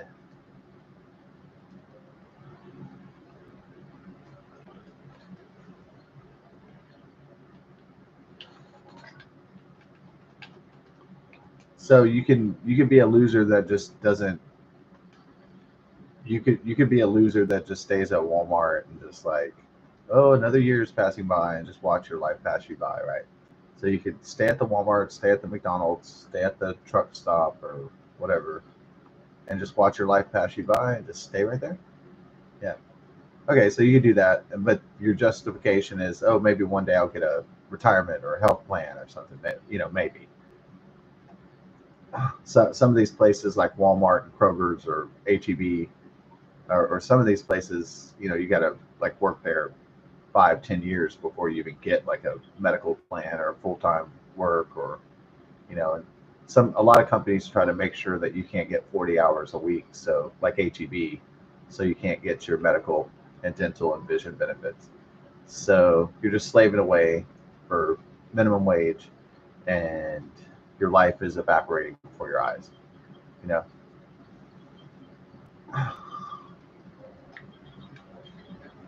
Okay, so you can do that. But when people ask you, okay, but then when people ask, do you have a job? You say, yeah. All right, so you're past the first question, and the second question is, what do you do? Then you say, oh, I work at Walmart, and they'll go, oh. Then their enthusiasm is going to be down the toilet. They're going to be like, oh, you're just one of those wage slaves. Oh. All right. Now, it's better than to say, oh, I don't work, I'm unemployed, or or something like that. So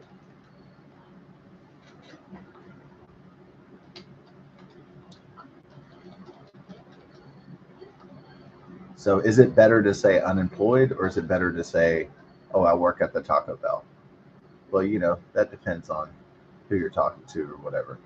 But to me, I think it's better to say, oh yeah, I got something I'm doing. So to me, that's always better.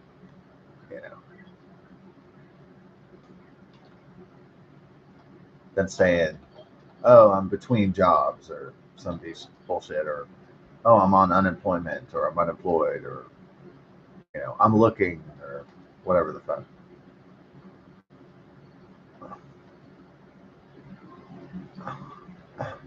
Because a lot of people, if you say I'm unemployed, they look at it as like a death sentence. They're like, oh God, you're a loser, and they're just kind of like, oh my, yeah, right. So even if the unemployment is not your fault, like the company goes under or whatever, shit happens. But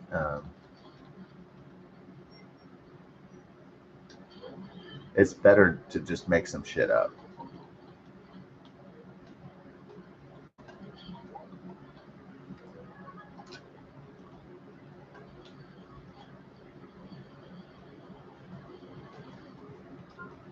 It's better to make some shit up, so you have a good story. And you know how the mainstream media and the government always has lies, and they're always coming up with excuses and stories. That's what people that are unemployed need to be like that too. Just make up a bunch of shit. Like, oh yeah, I'm just working on my trade degree, and just make up something, No, you don't have to lie, but you know what I mean? Like,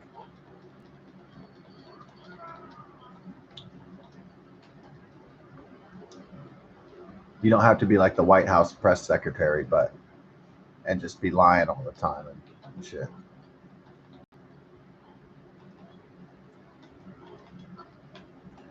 Be covering for an incompetent president all the time.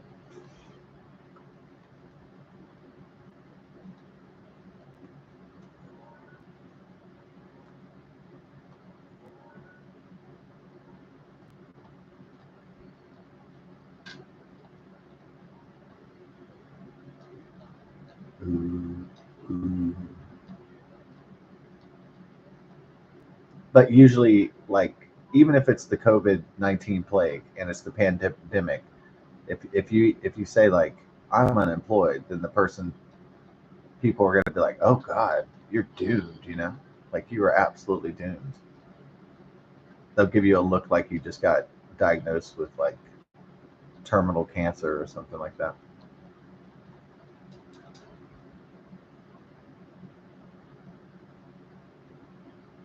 But if you're like, oh, I work at Kroger's, then people are going to be like, oh, okay, yeah, they're gonna judge you, but they're not going to be like, treat you like you're a derelict and like you just. They're not going to treat you like some kind of outcast or whatever. They'll be like, oh, okay, it's not the best job for somebody your age, but it's, you got something going on though. And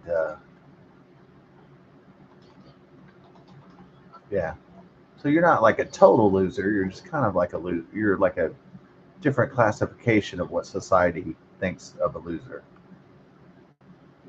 classifies a loser as.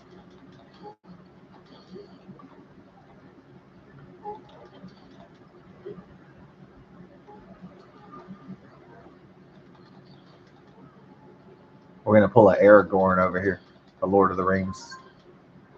We're gonna fight off the orcs here. We're gonna pull a Boromir. Well, more like a Legolas. More like an Aragorn, because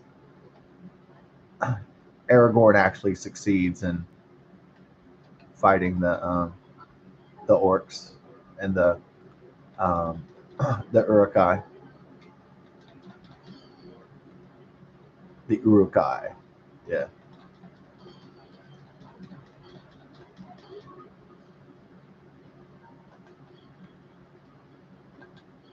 Here, have a bomb. It'll help you.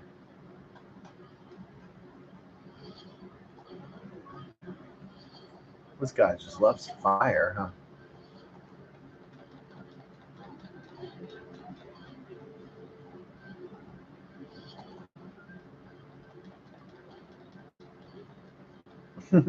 Love throwing that guy off every time.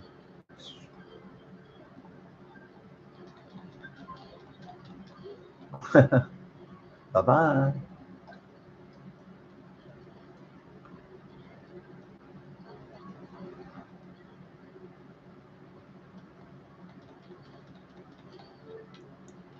So you can get a miserable job, and then you could justify it by just saying, well, I'll do something else one day, or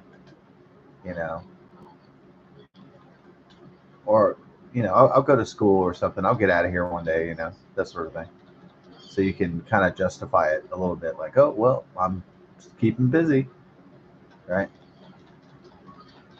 So it doesn't feel as bad. It doesn't feel like so hopeless. But if you're like Chris and you just hit 30, you just turned 30, you're kind of depressed. You don't have a whole lot of friends. You don't have any really, girlfriend prospects. You live by yourself, you know, um, stuff like that. And you're drawing unemployment. It just doesn't seem like your life is really going anywhere. And like Chris's life. And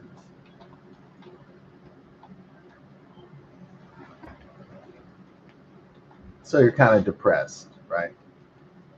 If you're in Chris's position, you're like, there's no girls, there's no money, there's fucking nothing to look forward to.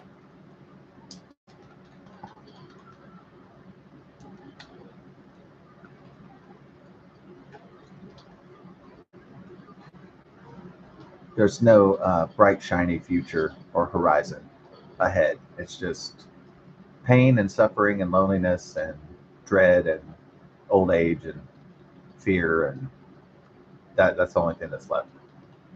So yeah, there's no pretty blonde girls, there's no children, there's no happy employment, there's nothing like that. There's no future, there's none of that. There's no promising career, there's nothing keeping it together. And so I kind of pitied Chris, because I was like, I could see myself ending up in this kind of position, kind of like in this hopeless type position.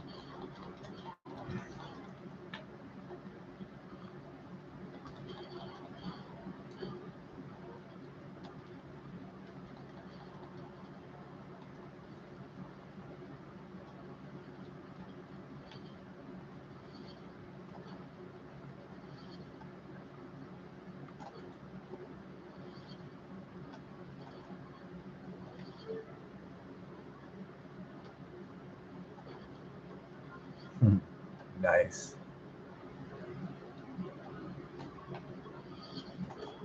So you want a river death, dude? Yes.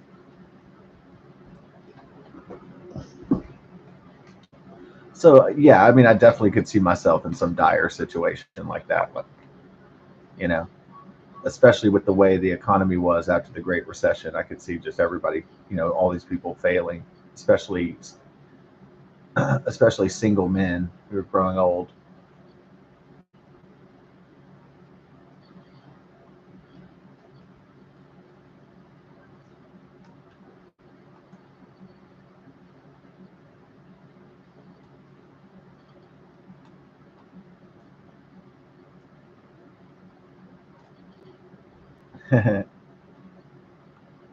Oh, there's a fish over there. Did I accidentally kill a fish? Yeah.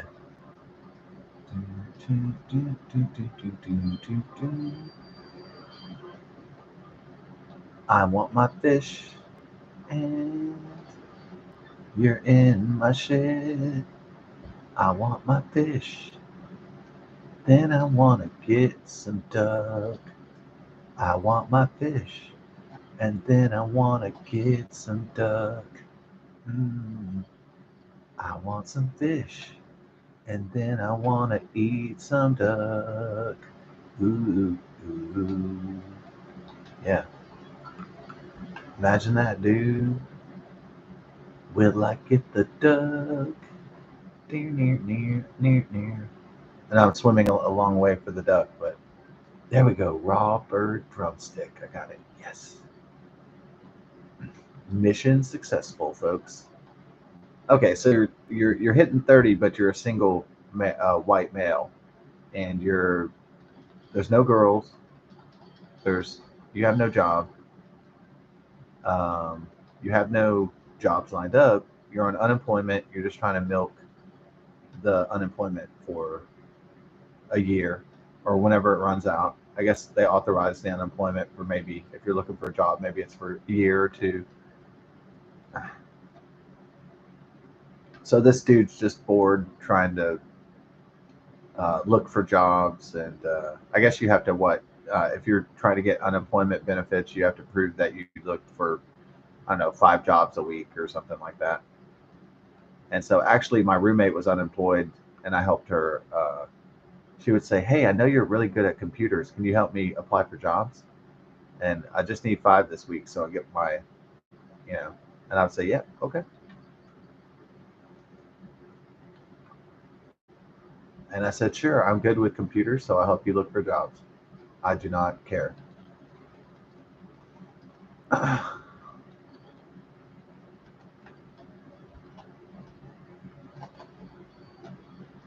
So that's what I did. I didn't help Chris look for jobs because he never asked for help. He's not going to ask his old high school friend for help on doing anything. So old high school coworker. So it's too prideful to ask for help. Even if he's struggling, he's still going to be stubborn and be like, I'm a independent man. I don't need anybody. I don't need friends. I don't need people's help.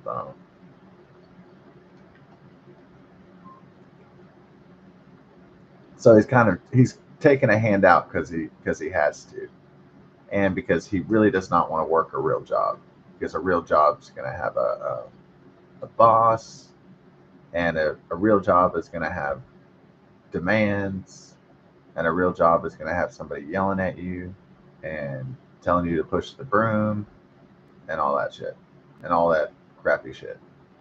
So a real job is going to require to do work, and some people are afraid of that they might have to actually lift a few cans or something. So some people are afraid that they might actually have to sweep a floor or whatever.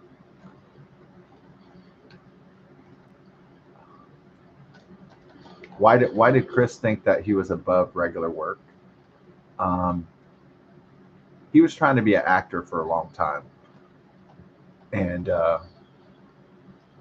did a lot of theater and community theater, and he was never going anywhere, but he wanted an acting career to work out, and so he tried voice acting, and he still might do some of that today. And so he kind of looks at himself as some sort of actor. Okay. Why does he choose to be an actor? Because he doesn't like being himself.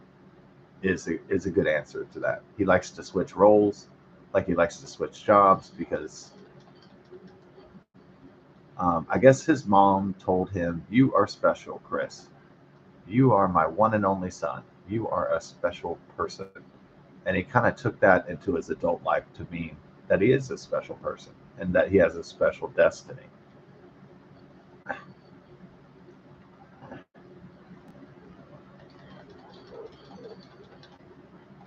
So he frowns upon regular work and workers because he thinks it's beneath him.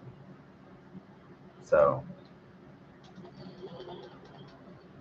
I mean, this is all stuff that I've theorized about Chris over the years. And it may be accurate, it may not. But have to find a way to explain other people and why they do what they do, just because.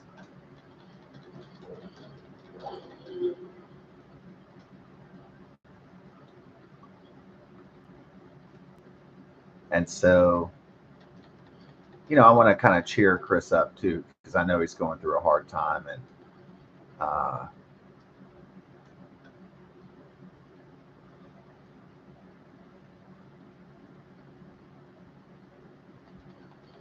and I think it's my old neighbor's 80th birthday at the time. So I just got a red velvet cake. I worked at Kroger's, and I brought him a red velvet cake from the bakery. And his wife would be really bitchy if I said, hey, can I come visit you? And then sometimes she'd try to shoo me away.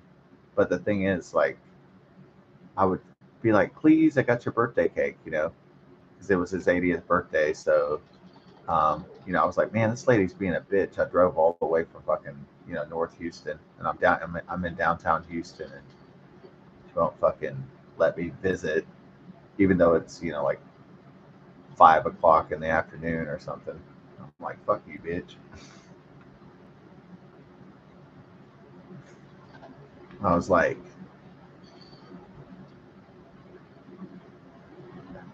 it's like, I suspect that men wanted to get married so they could, suck on titties and have a opposite sex partner, and, that has a vagina.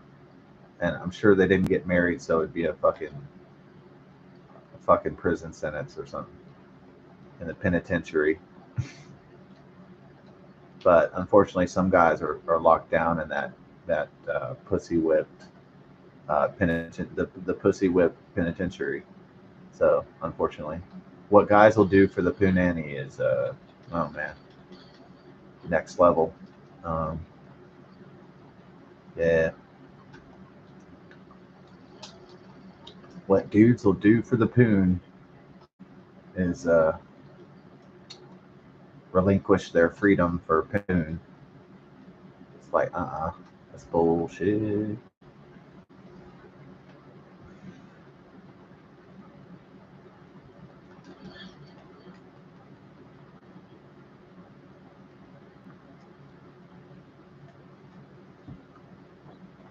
So if someone's really depressed, they think their life isn't going well and it's going nowhere. They're unemployed, they're like kind of aimless and drifting and hopeless and depressed and stuff like Chris was. I'm trying to stop by just to like cheer him up and, hey, what's up, man?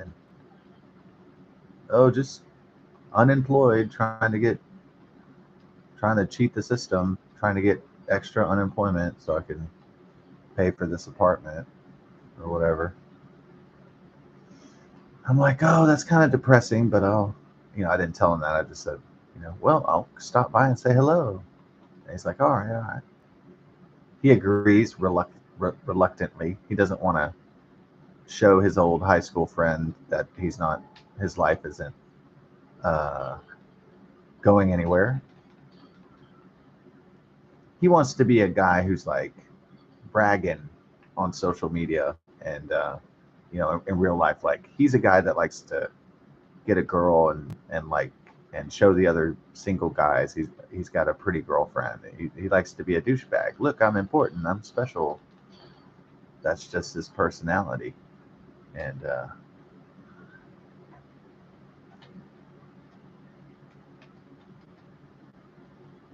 so he's kind of a douche. But he's kind of an idiot, so he's kind of a funny person because he's stupid. It was funny for a while, but now it's not funny anymore. But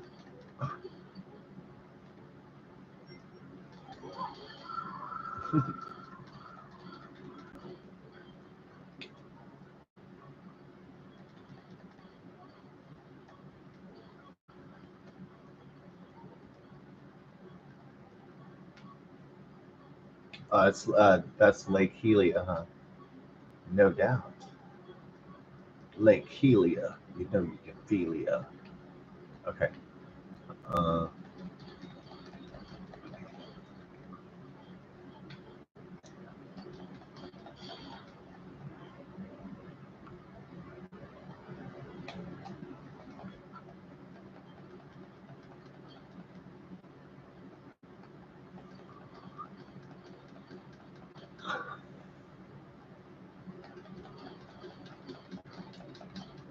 So this Great Recession is hitting Americans pretty hard in their psyche, their pocketbook, and really, really destroying their future in a lot of ways. So naturally, people are going to turn to alcohol. They're about to get evicted from their apartment, but they're going to be like Johnny from Cobra Kai, and they're like, fuck it, I'm gonna get pissed. I'm gonna get drunk because nothing's working out. So that's my last resort, right? Getting shipwrecked, getting shit faced. It's not brilliant, but people do it. It's their temporary medicine, their temporary answer to their serious financial and existential problems.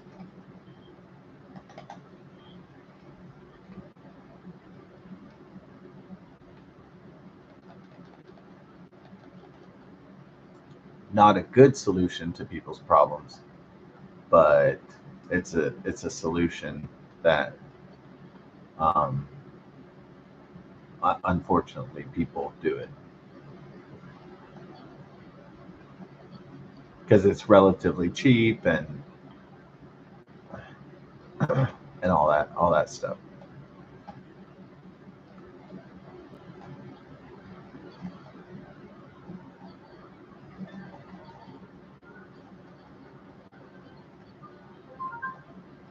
It kind of numbs you, and you kind of don't feel your pain, and you can get emotional and cry if you don't go to jail, and your music's not too loud, and you don't fight anybody, and so you can kind of escape, right? Kind of escape just for a little while, um, get that shit, get that Jose Cuervo out, and put on your favorite songs, and just kind of forget about all your problems, right? So that's why people do it. Maybe it's inexplicable the amount of trouble people get in after they drink, but you know why they do it. You know what the motivating factors are. Um, Escapism, basically, is what they escapism from the harsh, brutal mortality of time, and the ruthlessness of the culture and business and the world and all that stuff. So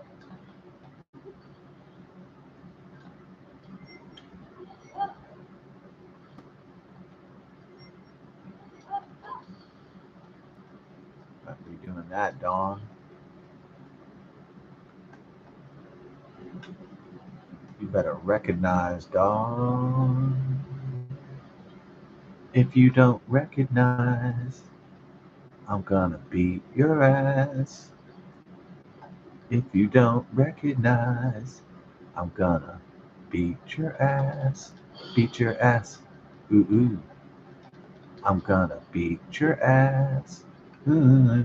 It's kind of like the guy that had the Frosted Lucky Charms commercials, like in seventh grade, like in the early 1990s when I went to seventh grade, and it was like the original song was Frosted Lucky Charms, they're magically delicious.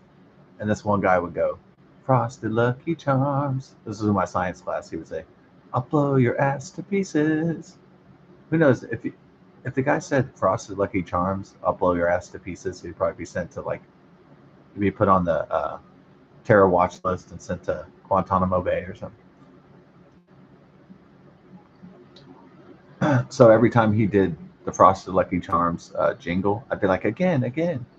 And then he would do it again, like, Frosted Lucky Charms, I'll blow your ass to pieces.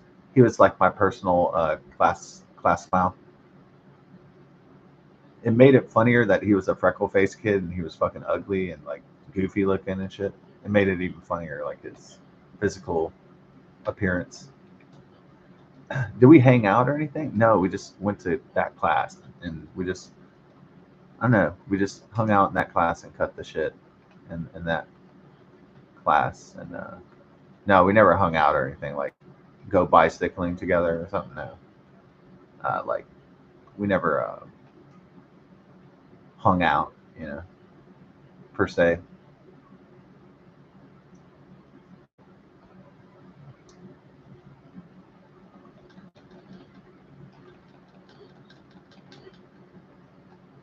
We never hung out and talked about pretty girls like some of my buddies in middle school.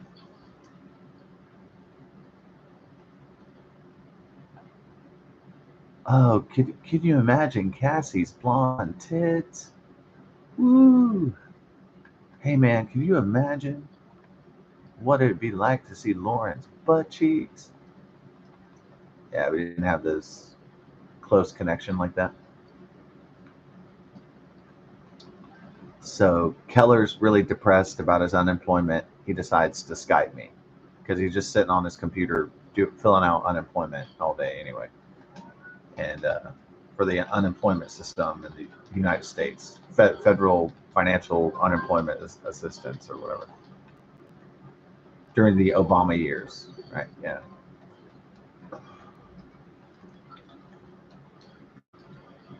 The Obama-Biden years, Joe Biden years. But thank God that guy was fucking background, because that guy's stupid as fuck, and he's obnoxious as fuck, and he's corrupt as hell. So thank God he was in the background, but it wasn't like Obama was any better.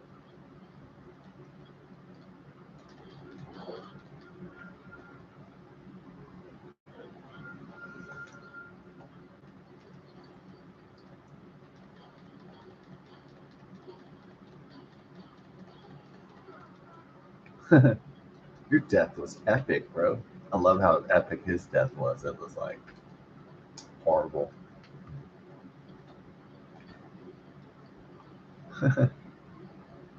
Going into the forest, baby. Into the wild.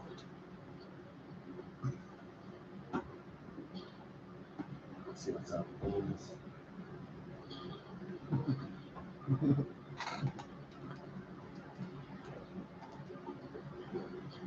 Ding, ding, ding. Paragliding. Do, do, do. So my friend hits the spirits and he's like, hey, is there another single guy out there that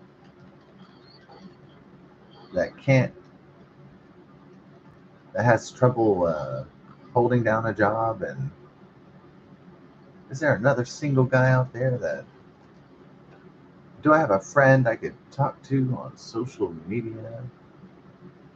And so, yeah, I was in his, Skype contact list. So he's like, is there another single guy who understands loneliness and personal failure? And is there anybody who understands heartbreak and loss and pain and suffering and the lack of personal dignity and all that? Anybody ever feel aimless or hopeless or depressed? Or is there anybody who can identify with that kind of shit? And he's like, oh, bingo, Scott Wheeler, my friend from high school, He's like, I'm going to call him up after he'll be able to identify with my blues. So he calls me up on the Skype, right? But he's drunk, though. He's really, really fucked up. He's been drinking some liquor or something. So I'm a good spirit, I hear his problems. But Chris decides to send me a video of him drinking and singing karaoke. And we were always Beatle maniacs, especially him. He bought every single Beatles record ever. Especially, I think he sold them all, unfortunately. I'm sure that was his regret. What was my pawn shop regret?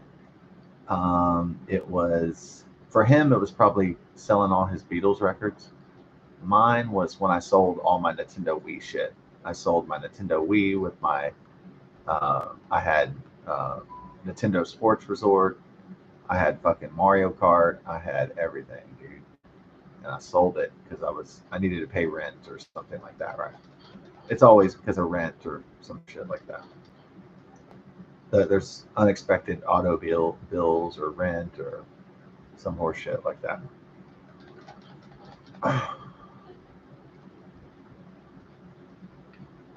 So Chris sends me the video, and he goes, and the name of the video is titled, in the email, it's called "Dig It Dog, the Sound of the New Generation," because he liked saying "dig it dog," and he liked calling me dog, like he was, like he always treats people like he's superior to them, and then everybody else is inferior, and that's how he operates his ego. I know it doesn't sound like a very swell character. He's really not. People that think this guy is like awesome or like delusional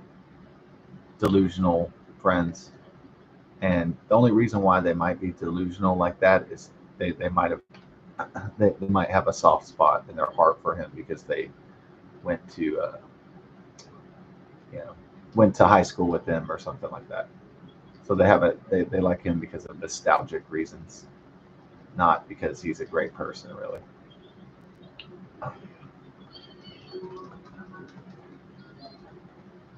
My opinion on him is like leaning towards he's not a very good person. So, in my personal opinion, and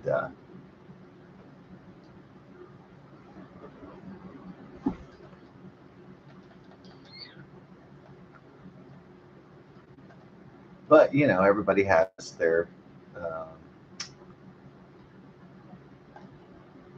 has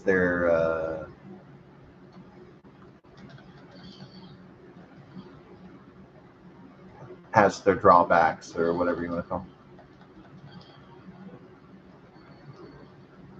Everybody has their flaws, I guess is the better word for it. You gotta get this homie over here, dude. You get this Korok.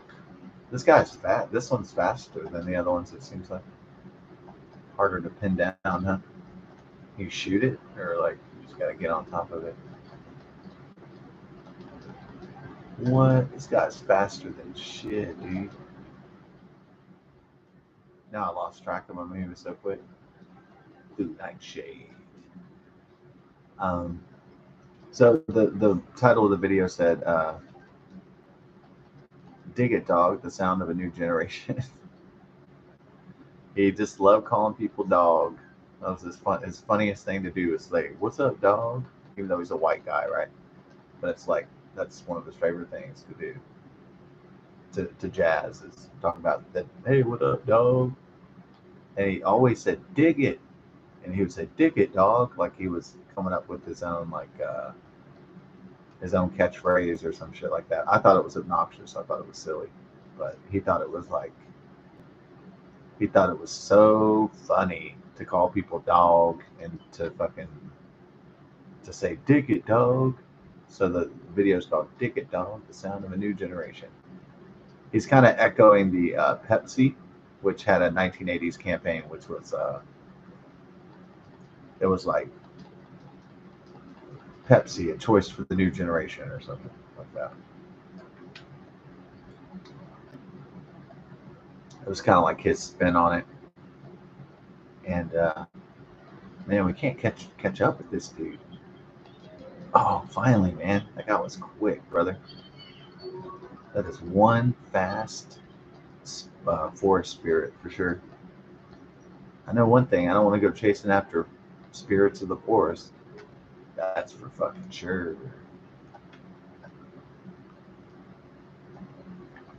Yeah, I'm no saint. I'm not perfect, so I'm not trying to rag specifically on Chris. I'm just talking about this one, this one deal here. Surprise, assholes. I like how he's dead before he even hit the floor. You gonna call your friends, huh? You gonna call the other orcs and the urukai? Yeah.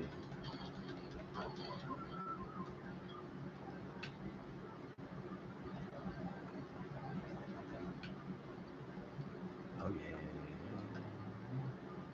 Right.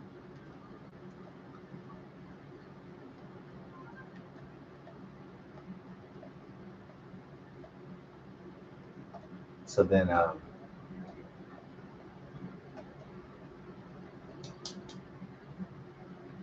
going to the marshlands, dawn.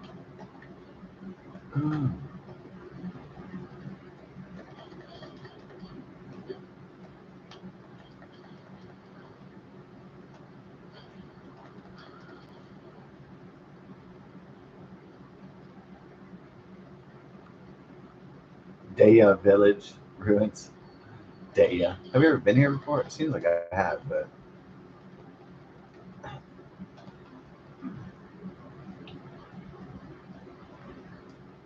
Daya Village ruins. Looks like they had a bad Daya.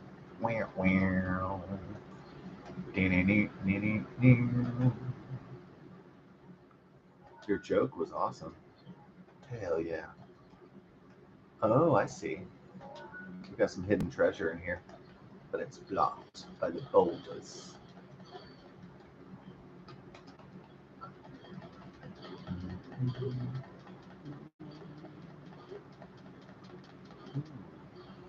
We found the hidden treasure, my friends. Da, da, da, da. The hidden treasure of Arrow. I like that.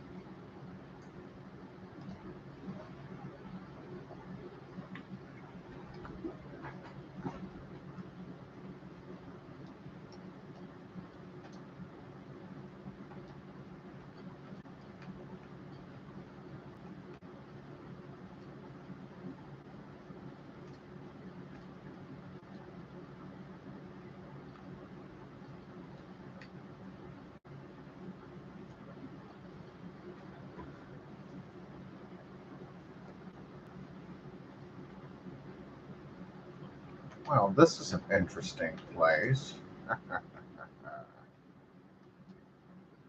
Yeah, that's what somebody asked a while back. They asked me, Scott, do you like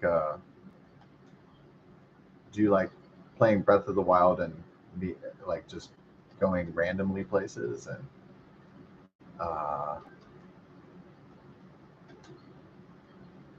And I said, yeah, I do like that. I like the exploration aspect of the game. Yeah.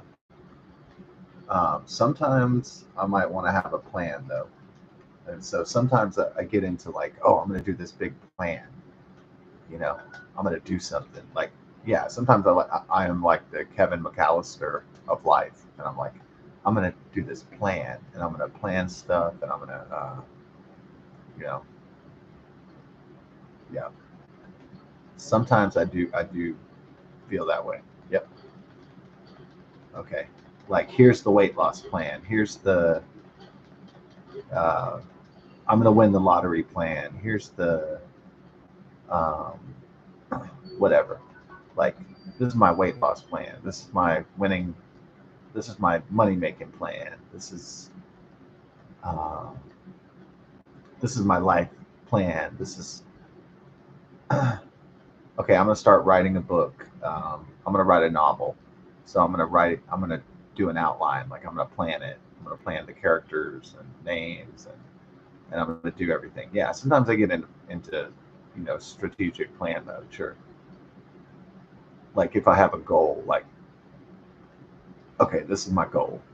Like, I want to reach this amount of subscribers, in this amount of time, and so on. Sure. So we're in the Farron Woods, just in case you're wondering. Yeah. This is dope-tacular. What? We're up in the tree. Y'all feeling that, huh? Getting the shrooms. There would be a lot of shrooms at the bottom of an old ancient tree, huh? Hell yeah, there would be. Without a doubt. Dawn. Is it funny, dig it, dog? How Chris would say, dig it, dog. I just kind of like, I was mildly annoyed by it. I just kind of, was like, whatever, that's how he thinks he's being creative or original, so let him think that. It's not really true, but we'll just give him the delusions of grandeur. We'll let him feel like he is the coolest, hippest kid that ever lived. Why not? Why make people have bad feelings? You know. So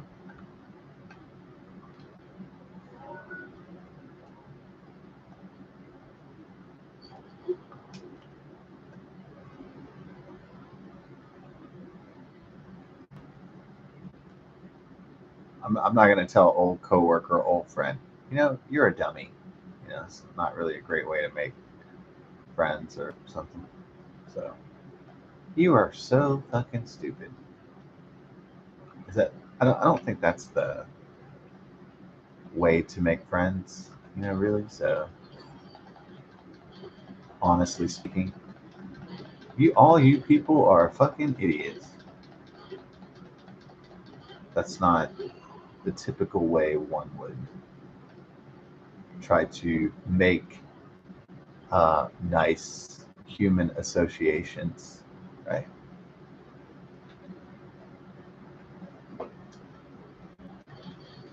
Pleasant human relationships, if you will.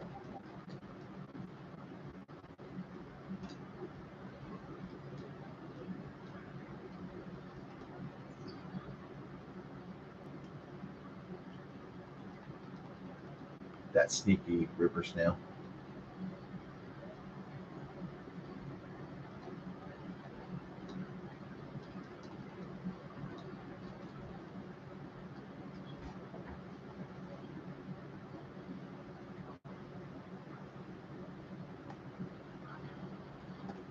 Oh, really? Chameleon lizard people. Where's David Icke? It's the lizard people. Where's Captain Kirk? When you need him. Captain Kirk isn't here to save my ass. Uh,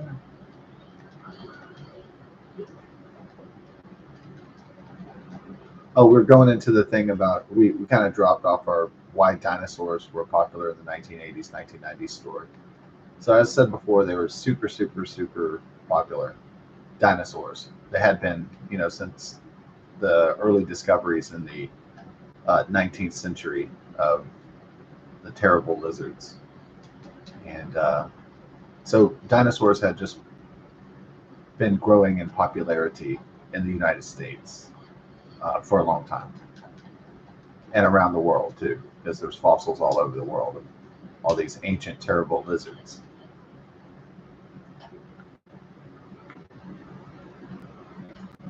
It's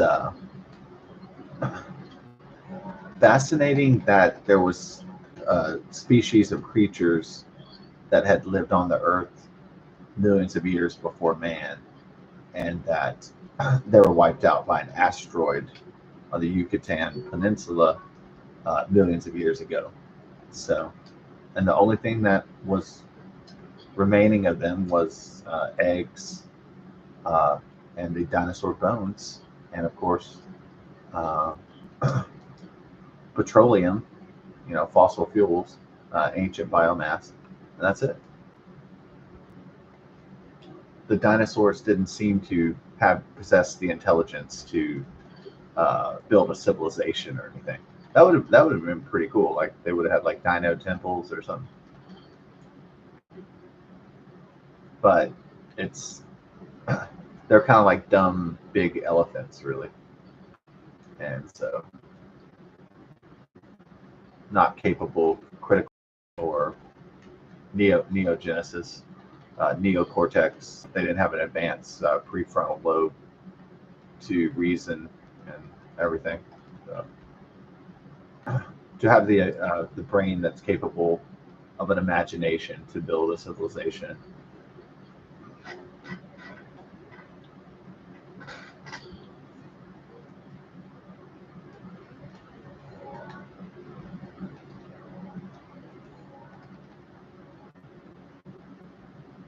Where's that fucker at? My giant boomerang. Oh, there you are, bastard.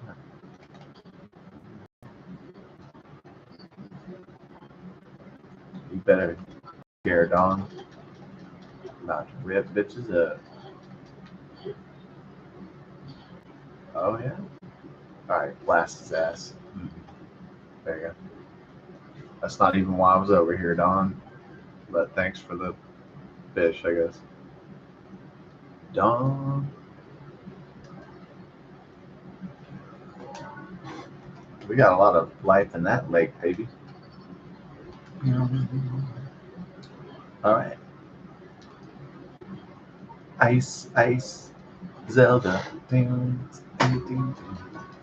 All right. Well, that was a bunch of pomp and circumstance for that, but you always got to check. You don't know if there's like a secret armor. Or you don't know, you know, necessarily unless you looked at video game walkthroughs, like what all the special hidden items are and all that stuff like that.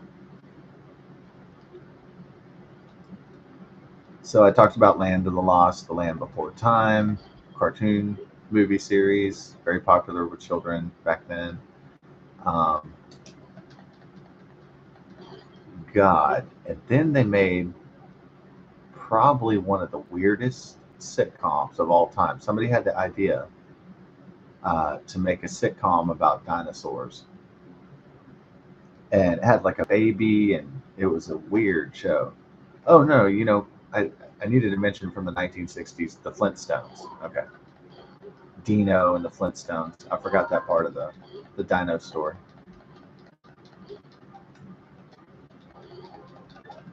The dynasty of the dino stories. So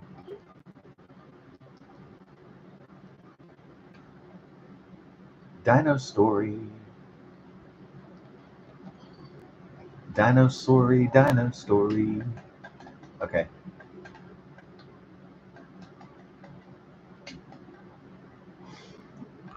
Dino story. Dinosaurs eating people. Dinosaurs in love.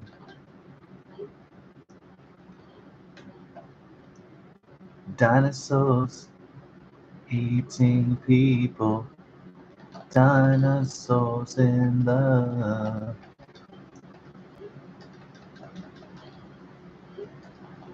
Dinosaurs having parties. Dinosaurs eating tomato and cucumber.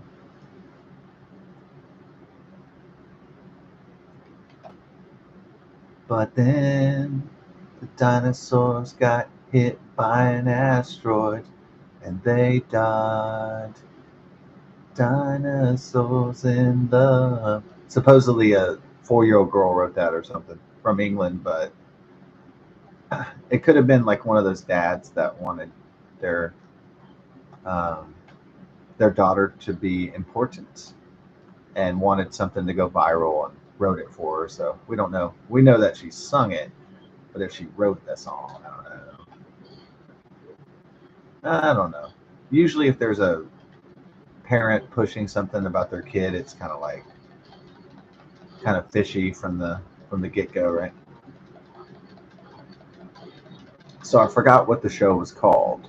It only lasted a season or two, but it was a weird show in the early 90s about, there was his name Harvey Danger. He did the track in the early 90s. It was called Everybody Get on the Floor, Everybody Walk That Dinosaur. So yeah, Dinosaur Mania was happening for a long time, and then Steven Spielberg kind of noticed, hey, there's all this Dino Mania, but it's not. There's all this Dino Mania, and so he's like, him and Amblin Entertainment and Universal, they're like, hey, let's capitalize on this Dino Mania. We could sell a lot of toys, T-shirts. Oh, okay. So Steven Spielberg must have got he must have been intrigued when he read Michael Crichton's best-selling novel, Jurassic Park, about man messing with nature and there being serious consequences for mankind fucking around with nature. So, especially in genetics, which was like before the Human Genome Project was mapped and like, so that was the The Dhamar Shrine.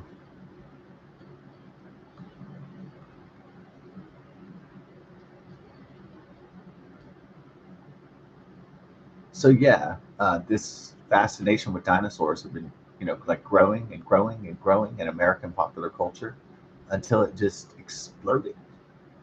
So it just exploded like a balloon with too much air in it. Took off like a rocket, and yeah, it was irresistible, huh?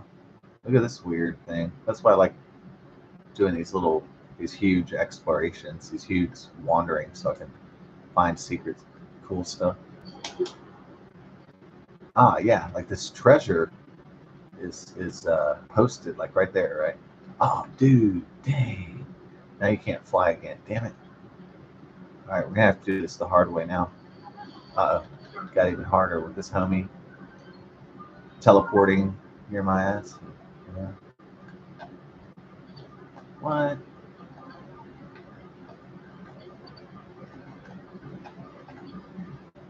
There he goes. Okay. So then Jurassic Park exploded and Dino Mania continued.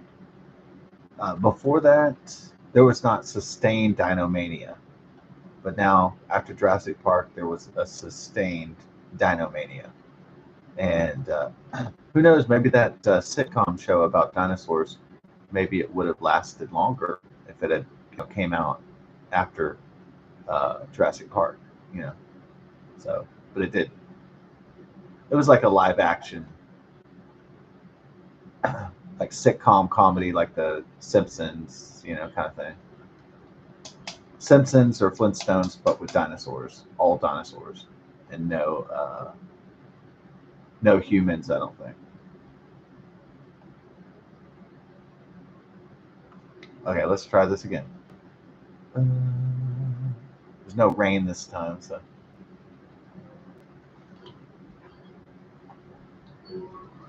Okay, just more opals and shit. Okay. Well, that was a lot of pomp and circumstance for that, but it's all right. We're in Nucluda now.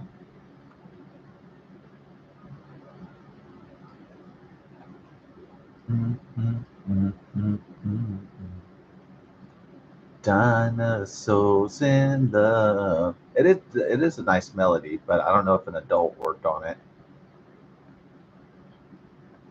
Do I think the kid sat down and wrote Dinosaurs in Love on a piano? I don't think so. I think it's a daddy that wanted to go viral from England. Look, I'm important, and my spawn is important too.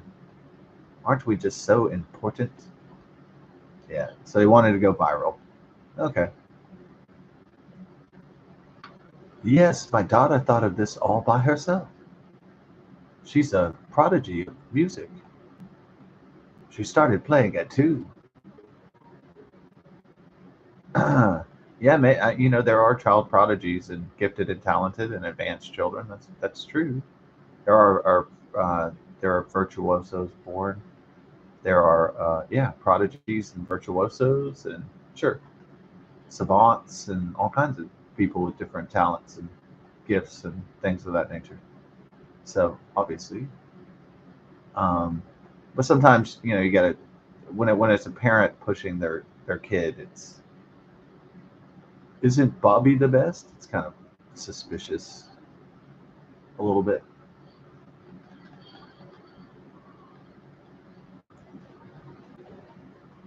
But he achieved what he wanted. He went viral. He got his 15 minutes of fame along with his daughter. So he got what he wanted. So good for him and that girl. Her voice was pretty good for being 5 or 6 years old. Oh, dude, I can't. I don't have time to mess with this guardian because we got a Korok to rescue over here. Oh, you ass! It's like being hunted by the Matrix. I'm gonna show you the Hatrix, dog. Now you're saying dog like as much as Chris. Like dog? No, I like to say Dawn now as a joke. Yeah, that's my joke now. What's up, Dawn? Oh, cool. It was cool to get blown from the air, wasn't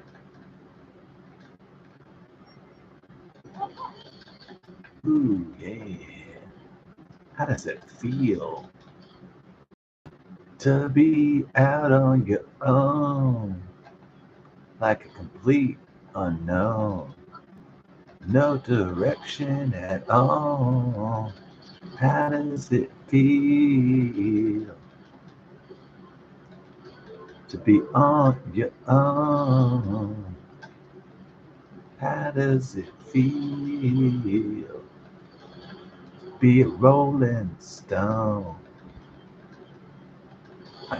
Yeah, that's a great. I always love that one. Yeah, that's a absolutely genius song right there. How does it feel to be a complete unknown? No direction at all. A complete unknown.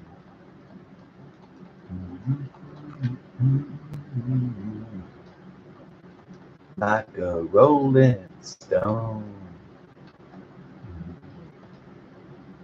Yeah, classic. I like the way he sings it too. It's like it's really cool. Um, so Chris Keller, Chris sends me this video. My coworker, friend from high school, and I know he's. I had a job at the time, and then um, at I'm sorry, HEB, right? Yeah, that was before Kroger's, and so I had a job, and not a job that made me happy, but it you know paid my rent or whatever, paid my car insurance or whatever the hell.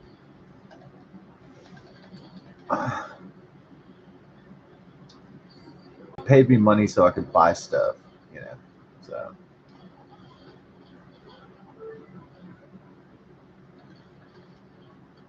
it wasn't enough money to get like hot chicks or anything, but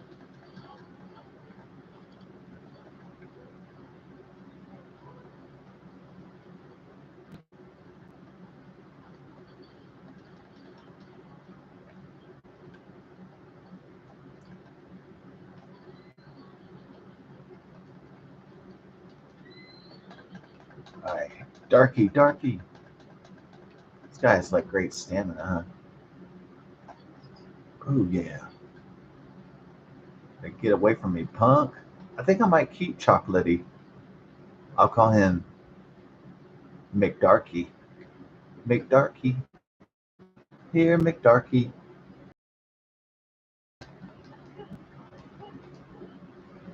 Go, McDarky. Call him like McDarkle or something. McDarkle. Yeah.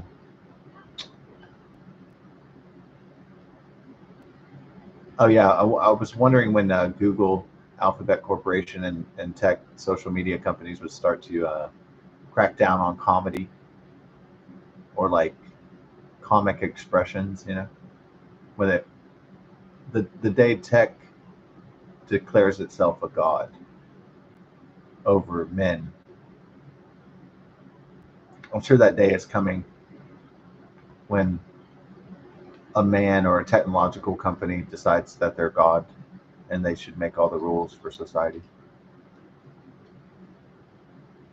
I'm sure that day is, if it's not already here, it's fast approaching.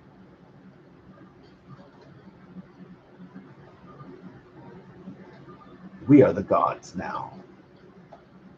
Yeah.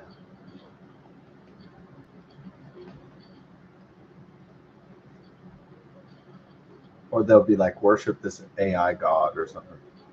Worship this android or whatever.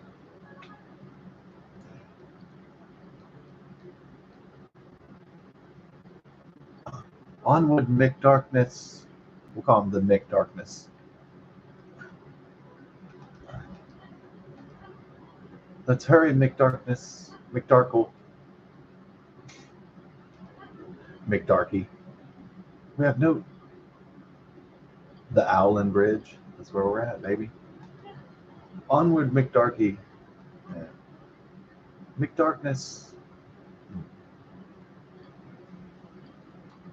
I'll never leave you behind, McDarkness.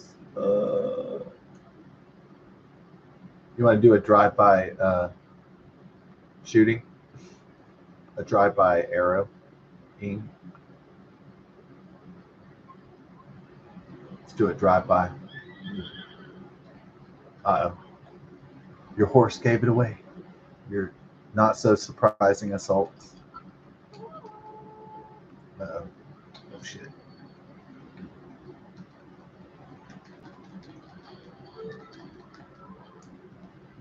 I'm stealing your steak, bitches. Give me some of that fire steak right now. Yeah.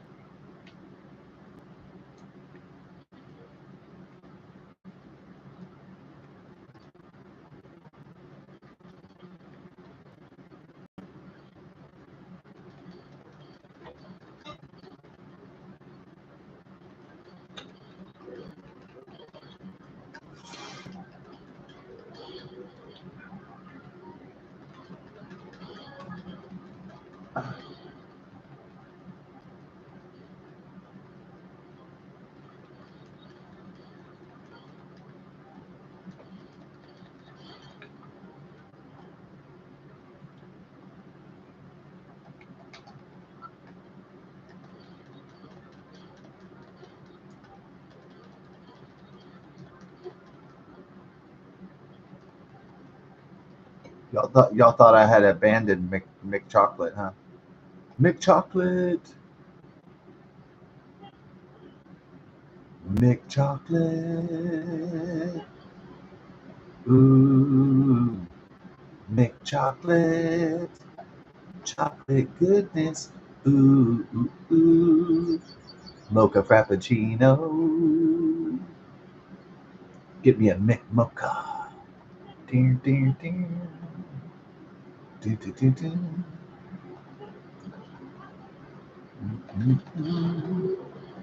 Yeah, that was a really awesome kill right there. It's the horse kill, man. Let's do another one. Yeah. Oh, I'm sorry, my bad, dude. Trying to do a horse kill. He's like, fuck it, I'm out of here. I'm sorry, my bad, dude.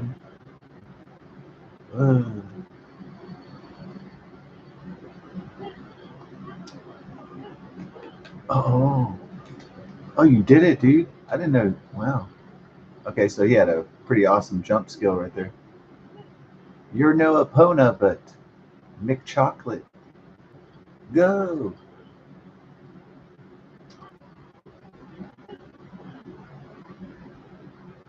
Mick Chocolate. We'll just call him like Mick Chocolate, so they don't put a hate speech on my channel. Somebody reported that you said Mick African, and that was offensive to the audience, and we had to make sure that was taken off of YouTube because that was dangerous.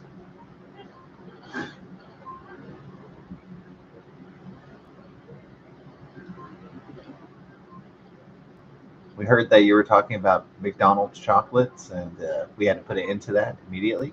The PC police, the politically correct police of the wokeness.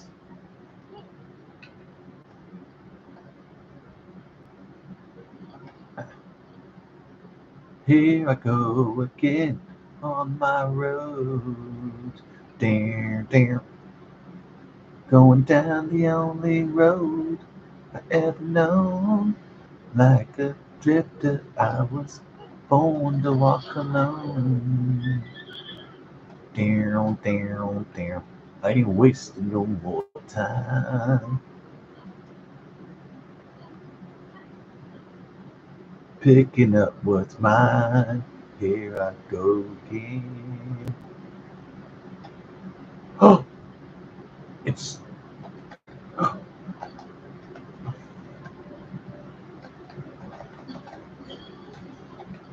shit.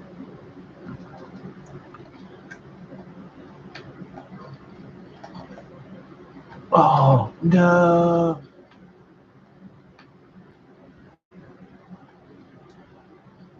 Oh, I got it. Got the scale, but the scale's over there. We're going to get back to civilization, though, first. Dawn.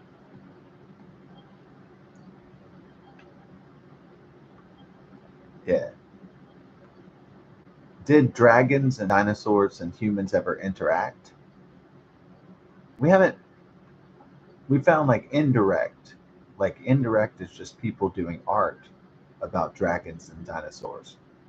So we found depictions of. Some would even say that people saw aliens. But it. Okay. So it's relatively easy to get a ferocious scale. Feroce the dragon. What is? Where is he going? To a portal to another dimension or something? Did you ever see this? No, I've never seen that ever. He's going to a portal like to another dimension, fool. I've never seen that in my life, brother. Uh,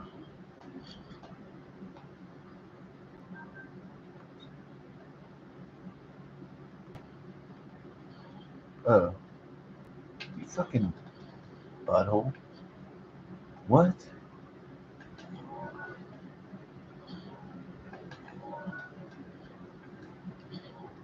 Shit. I'm trying to. So he disappears into a portal in space. I don't remember that shit. But all right. For this, you will have to pay. I'm afraid. Mm, there you go. Spliced his head open. That should teach him a lesson.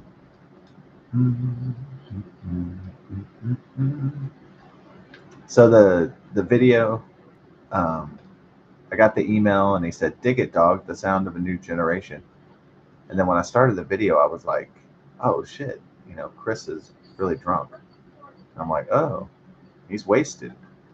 I've seen him drunk before, but I've never, you know, seen him depressed and drunk and like."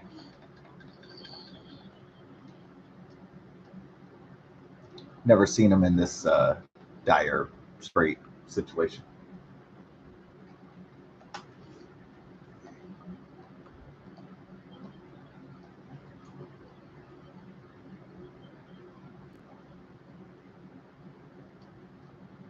I think I forgot about McChocolate, huh? I did. I forgot about McDarkness. McDarkness. Here we go. Do, do, do, do, do, do. Is it like 3 in the morning yet? It's like 2:23.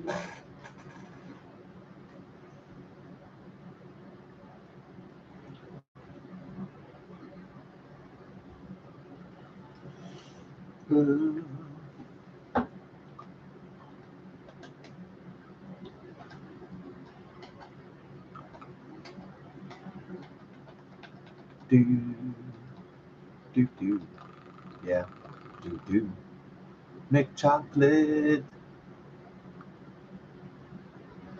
McChocolates. Ooh. I think I might get some ice cream. Speaking of, I keep talking about chocolate, and now I'm like, oh, there's my brave steed, McChocolate, coming in. You got to say this because like the reunion of you and Link and McChocolate is like McChocolate. I've known you for so short a time, but I feel like we're kindred spirits, McChocolate.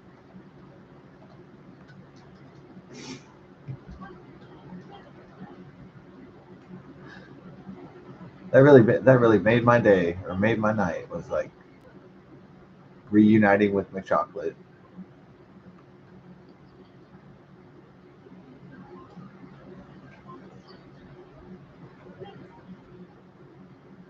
I might have to put you on my registered horse list, McChocolate, because you definitely done the done the time and definitely put in the work. Proud of you. Look at this. It's like a horse convention over there. So I opened the video and it said "Dig It Dog," the sound of the new generation. Like it wasn't even original, like the title. It was like taken from a Pepsi commercial, Pepsi ad campaign from the 1980s. So I was just like, well, that's not very original, but whatever. "Dig It Dog" he thought was like so funny or something. Sorry, McChocolate. There's some damsels in distress.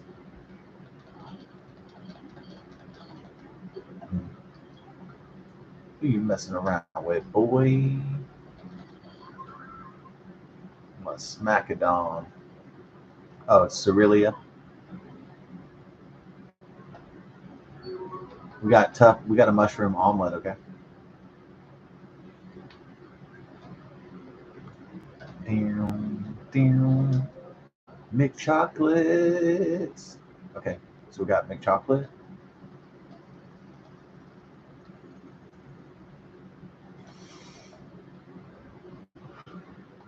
All right. So we have this inclement weather going on. Oh, you were kind of like enjoying talking about inclement. Sorry, McChocolate. I didn't mean to abandon you, brother, but um, where are we at, dude? Okay, there's a staple like right there. So we need to go. Yeah, that's fine. Let's go this way. We need to register McChocolate, so we need to make this marriage official. This Gandalf and Shadowfax. We need to bring it together, folks. Okay, you're not gonna jump that one. It's like fucking. I'm not that fucking. He's like, I'm not that fucking brave.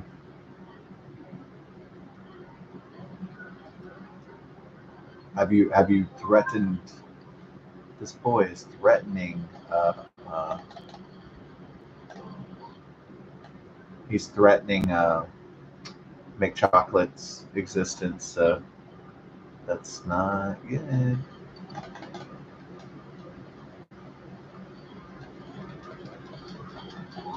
When you threaten McChocolate,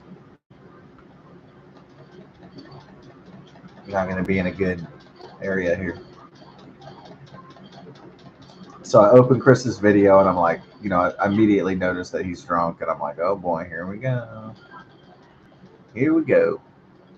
And so drunk could be like, what? There's like two kinds of drunk. Okay, maybe there's neutral drunk, which is like, okay, it's just, like the kind of drunk where somebody's just like, okay, just sitting around or something like that, scratching their balls and got a beer in their hand or whatever. Okay, there's like the neutral drunk or the harmless drunk, and then you got like the comedic drunk, the comedy drunk, and so you get the comedic drunk. All right, so and then you got the angry, violent drunk. They got the person yelling and getting emotional and breaking stuff and fighting people and all that shit, throwing computers down the stairs, and you got the crazy shit, scratching and fighting, and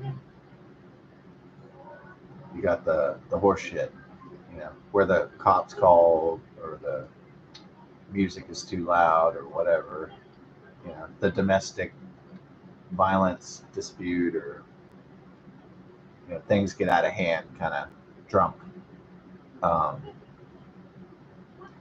So this was like I could tell it was going to be a pathetic comedic drunk thing, this video.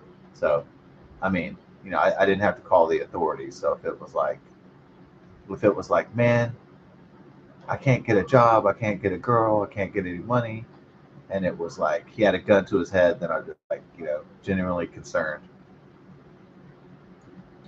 But Chris was like, he sang "Let It Be" on karaoke on the video, and it was like so funny because he was wasted, but he was smiling, and man, he was shipwrecked, dude. And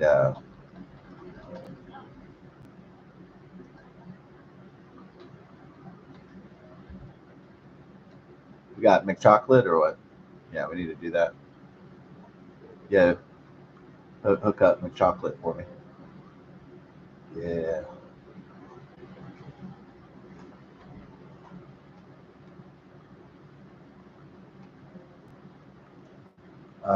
We got Soup.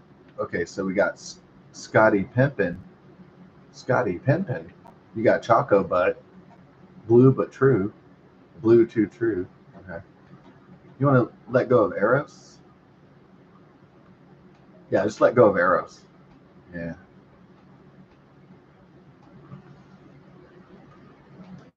Okay. So here we go. We had to let go of Eros because he had the least silly name. So we need to make the names of the horses all like silly as hell. So we're trying to think of like the silliest shit we could think of here. Okay, so we're gonna make Mick. Okay, Mick Chocolate.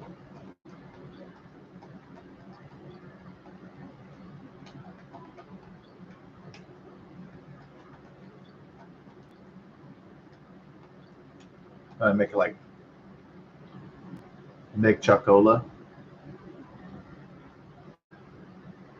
Oh, dude, it won't let me do more than 9 characters. Hold on. Then we'll make him McDarky or something. Yeah. So we got McDarky right here.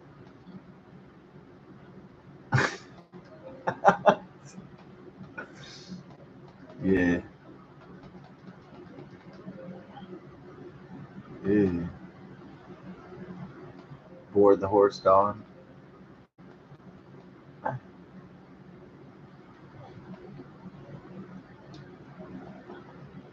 All right, Dawn. We're good right now. I cut down the tree. Do. So we wanted to go for McChocolate, but for the sake of brevity, we had to go to McDarky, and there it is. So he sings "Hey Jude" by the Beatles, but Chris is like shit faced, like he had too much liquor, and Chris is not really much of a singer, really, anyway. So it was like super funny because he's like crap faced. But you know, knowing his situation, it's kind of sad too that he, you know, that he's in that low point in his life, economically, socially, spiritually. That he's just in this bogus situation.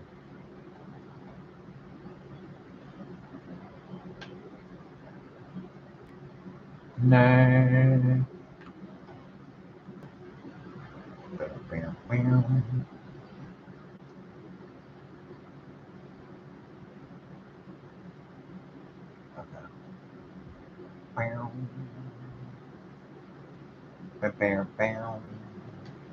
Yeah. Need a banana, Don. Ding, ding, ding. I need a banana, Don. But you know, I've got drunk plenty of times, so I'm not really like I'm not really saying that. I mean, I get drunk and sing karaoke all the time, so it's not like I frown upon it. It's just it was so bad. It was kind of funny. Like it was comically bad, like off like American Idol. It wasn't even good. I mean, it was just so like pathetic that I was kind of entertained by it. Really, I was like, oh my god, this is what it looks like when a man is just aimless, hopeless, and just totally just broken by the world. Broken by his failure of his dreams. It's like, wow, this is what it looks like. This is the getting a front row seat to it, dude. To men who are broken and lonely and twisted up. You know, this is it. This is the this is this is the realness. You know what I'm saying? So I was like, wow. So my old computer got broken or something, or it got too old and it died. And for a while there, I was going to put it up and keep transferring the file, and like I was going to upload it to, I was going to upload it to YouTube. And I'm kind of glad I lost the video, so I wouldn't be tempted to upload it to YouTube because the guy's like kind of like he's kind of like a guy who's into revenge. As I said before, he's like kind of has a big kind of dark side. So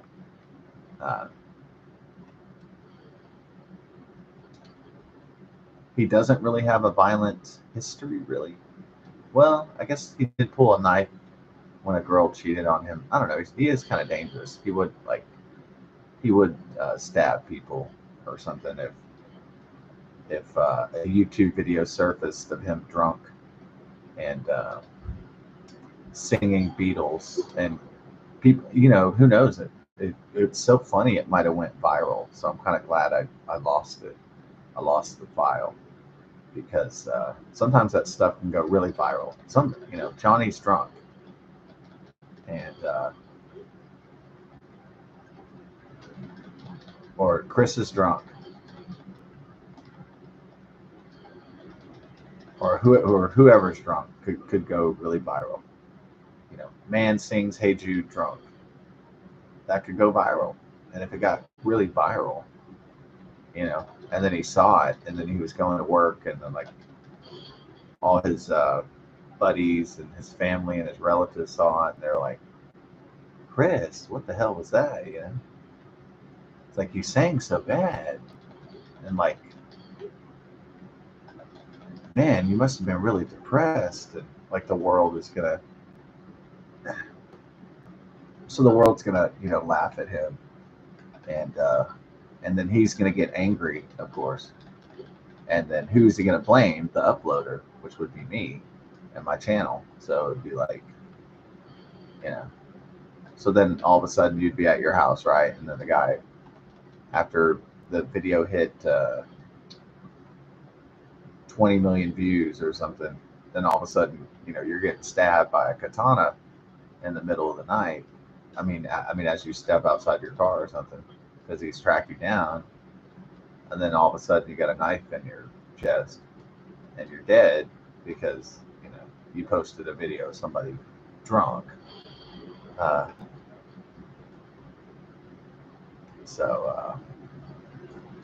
Yeah, I'm glad I lost the file. I think the guy, okay, if somebody posted a video of me like on social media, like from a party, and I've been drinking too much or something, I'm embarrassed by it. But as long as it doesn't go viral, then limited people are going to see it probably. So one time, these pretty girls, they posted me hitting on them after a few drinks at a Halloween party on Facebook Live, and the video was hilarious. I mean, but thankfully it didn't go viral. These were some smoking hot. These babes weren't average. They were like delicious. They were like fucking super. They were like dime pieces. they were super sexy, almost like models, and they weren't like run of the mill at all, like not even close.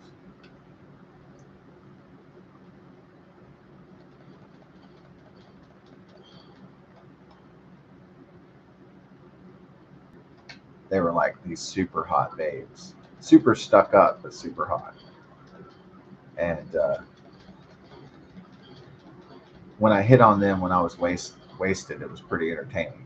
I mean, as a video, but I'm still embarrassed, no matter how entertaining the video is.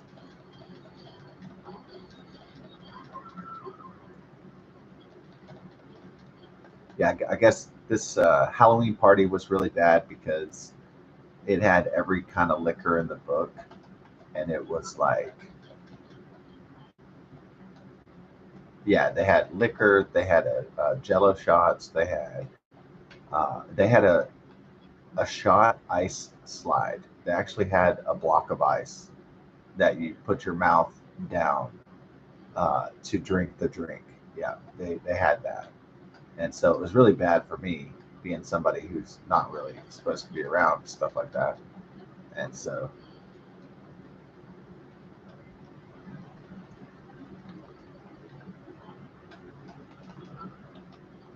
my behavior got out of control. I mean, my inhibitions got low, and then so I started to act a fool after that. And unfortunately, so when I saw my video on Facebook the next day, I was like, oh shit, these girls posted it, for their own amusement, of course, but to my detriment. So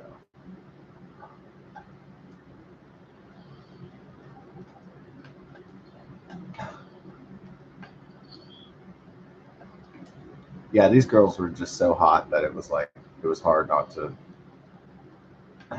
It was hard to be disciplined around them.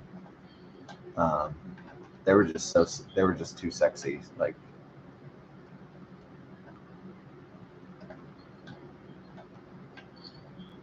for me to contain myself, I guess.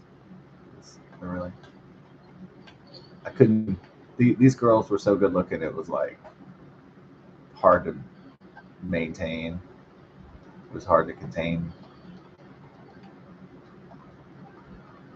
especially after a few, Jose Cuervos and ice slide shots and Jello shots and all that beer and all that crap.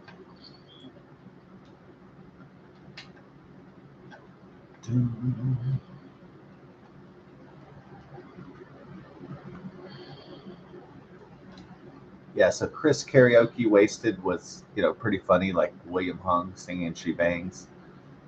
And yeah, the problem with the video is that it might have went viral because it's so pathetic and it's so funny.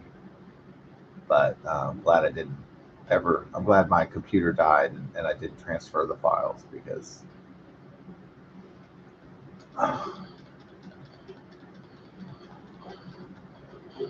that guy is a very revengeful and wrathful guy. Um,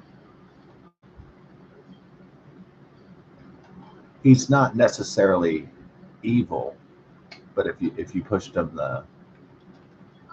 if you made a fool out of him, he would probably kill people. So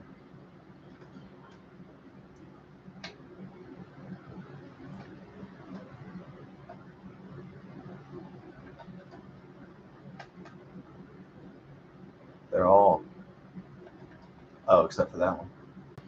Yeah, that one's lightning resistant. Hell yeah, the Guardian Shield. Excellent.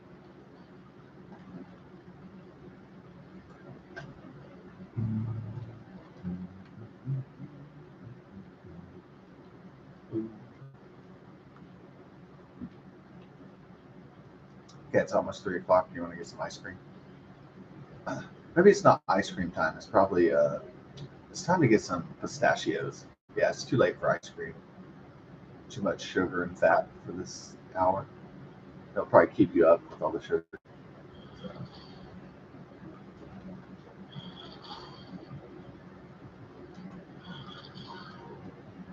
Take me down to 6 underground, the ground beneath your feet. That's always cute, like Asian girls singing, huh? Yeah, I'm not like a weebo, but you know that sneaker pimp girl is pretty cute, huh? That singer. You always kind of liked Asian girls, so you were just like kind of you're usually like too afraid to ask them out or something like that. Not out of fear of rejection. It's just,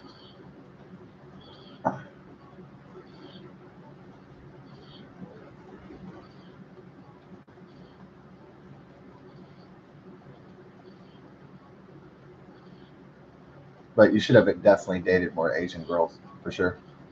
You're really into that, yeah. It's got some really big, delicious ones,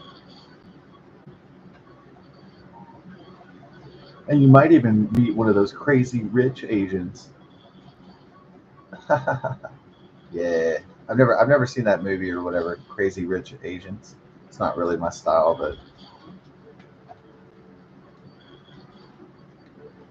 Asian comedies and dramas have skyrocketed since Squid Game and K-pop and J-pop and all that stuff became super popular in the States. Is it just a fad or is it here to stay? Well, if the Asian American community continues to grow, I think it would be here to stay and not. Although the United States is rather faddish, a faddish country, kind of a monkey see, monkey do kind of country.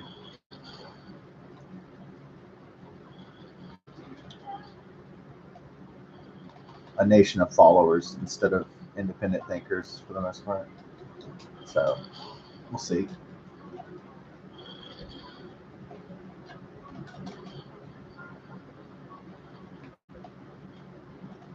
Yeah, fads are very prevalent in the United States. Trendy fads, here today, gone tomorrow, that sort of thing. So take me down, 6 underground, the ground beneath your feet.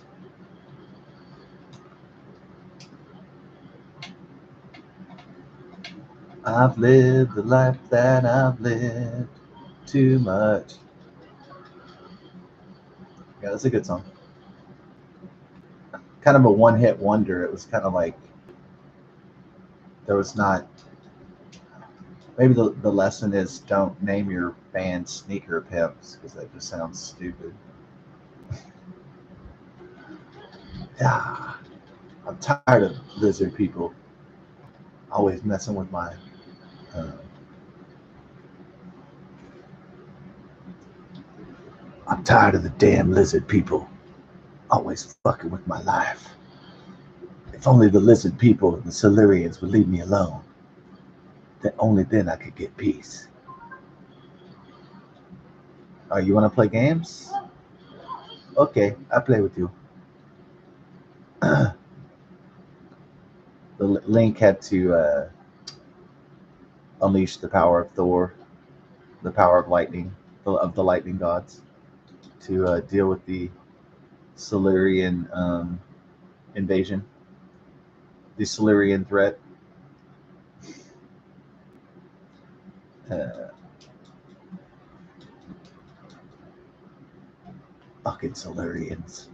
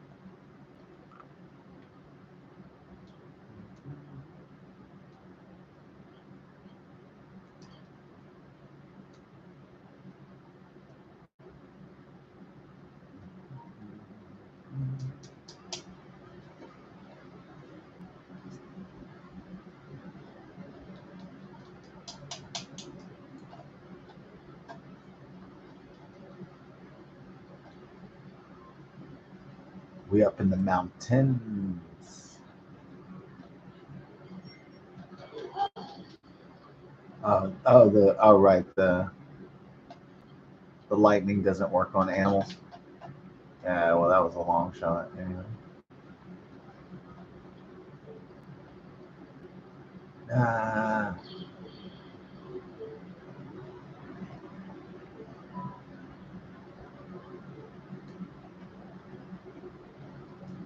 All right.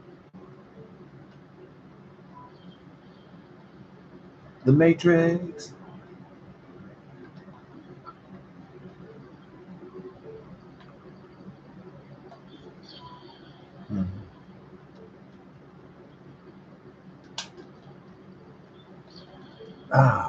Forgot that air targeting is pretty good, huh?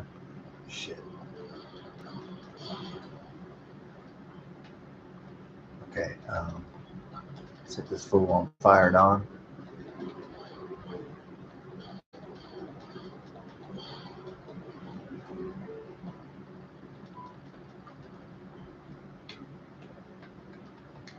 We'll go check on the storm system, see how bad the rain is.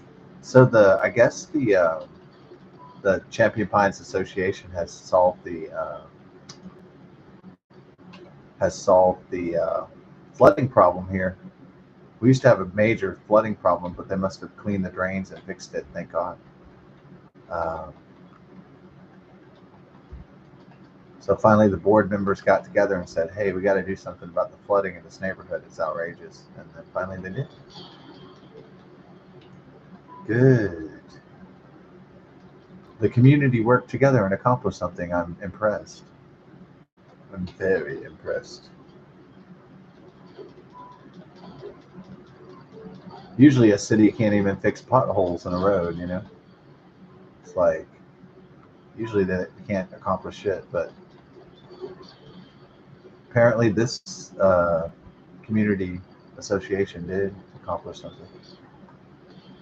I'm amazed.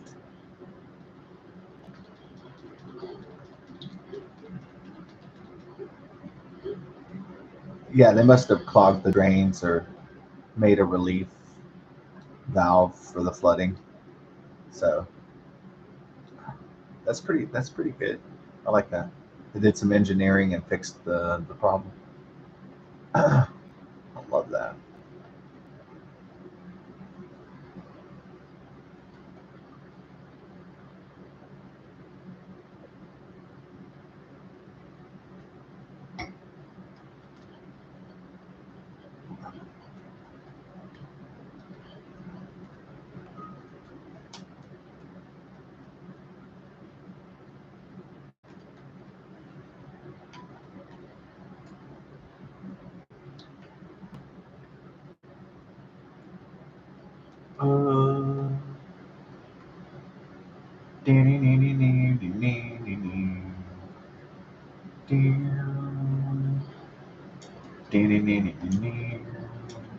What kind of song do you want to do? I'm gonna go.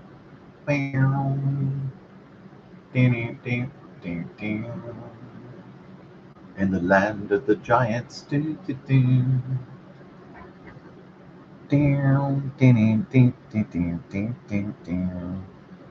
the land of the giants. In the land of the bull. Okay, so he's not stupid. He doesn't run into the sword, but he does try to kill you. But if you draw a weapon, it's like he's I think he's stuck though, isn't he? Right now. I try to act like he's not stuck. Oh, there it is. Yeah.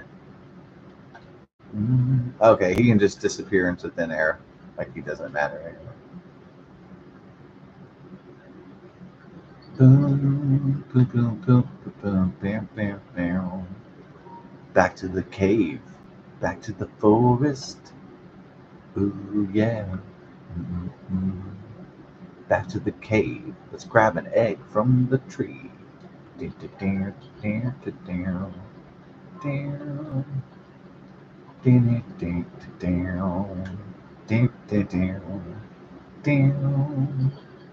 Back to the forest.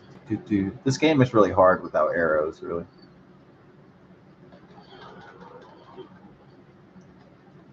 course, you can do that, but in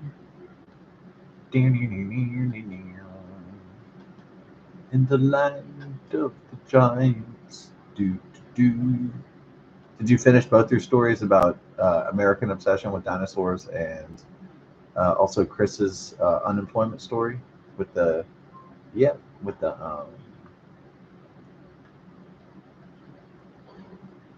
sure did. All right, let's do it. Sick of y'all shit. Yeah. I think you completed both story arcs, so that's good. Yes. I completed both story arcs that I intended to tell tonight during the and you showed people what was your childhood stomping grounds. So there you go. Boom.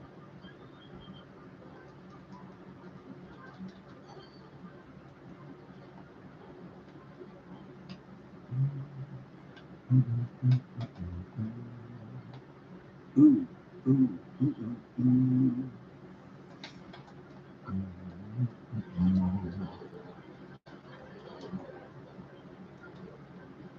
You asshole.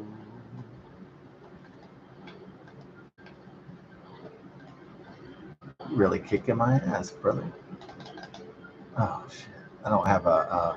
Maybe you need another projectile weapon. You got a boomerang right now? No, I don't. I'm fresh out of boomerangs. Ooh.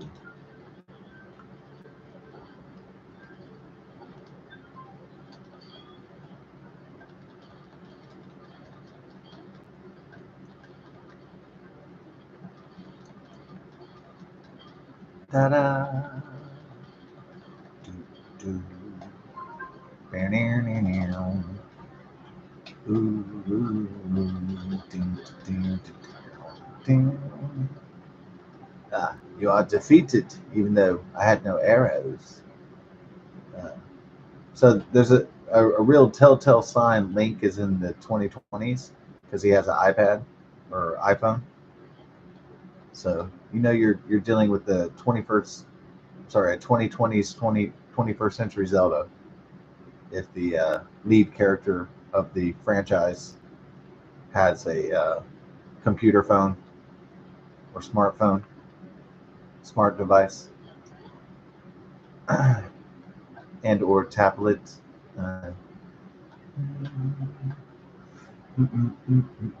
What do they say in like commercials? They're like Android or smart device.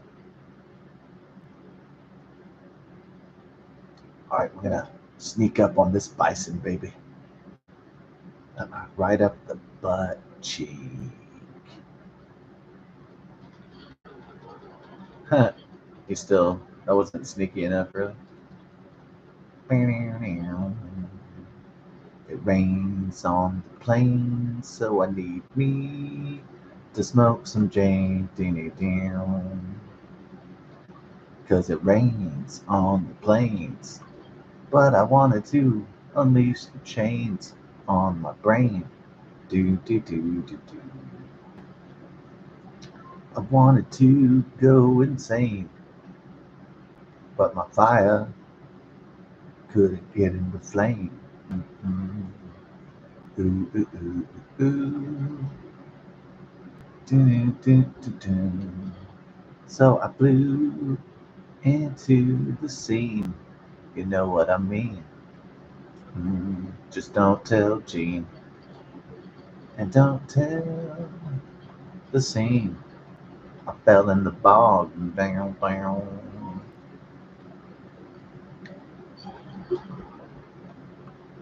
I fell in the muck and it really sucked. Do, do, do, do, do. That was pretty. That was pretty Thorish right there. Yeah. So um, the creators of this game have been watching a lot of Lord of the Rings and Marvel movies, obviously. Ding, ding, ding. Yeah, this late at night, if you're gonna have some snacks, it might have to be pistachios. So Ba-da-da. Do-do-do. Boop, boop. Boop, boop, boop, boop. Had some Jane in the rain. Then I went insane once again. Do, do, do. Bam, bam. Do, do, do, do, do, do, do, do. Ba-da-da-da-da-da. Do, do, do. Do, do, do. Do, do, do, do. I needed to fly to get it right. I didn't cry 'cause I reached the heights. Do, do, do. Then I put on my tights, my tidy whites, and then I got it right 'cause I was in the fight. Do, do. I got past the blight. I had to ignite before I had some fright.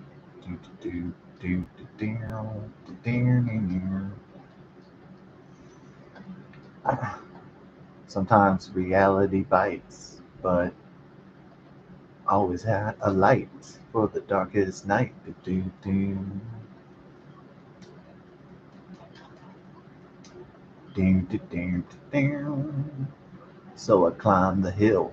It was time to chill, but don't tell Tom Bombadil. Damn, damn, damn. So I decided to call Phil,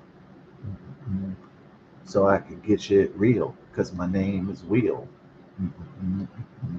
So I began to heal, do, do, do, about the things that I feel. Do, do, do, do, do. So I had the zeal, but I guess it was more like appeal. Do, do, do, do, do, do, do, do.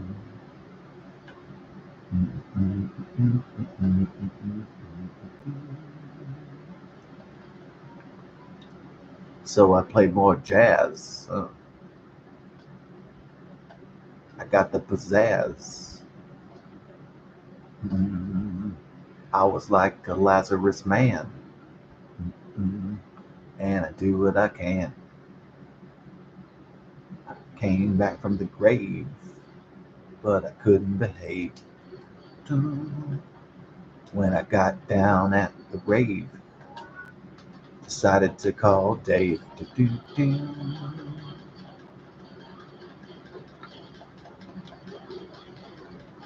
Trying to look for babes.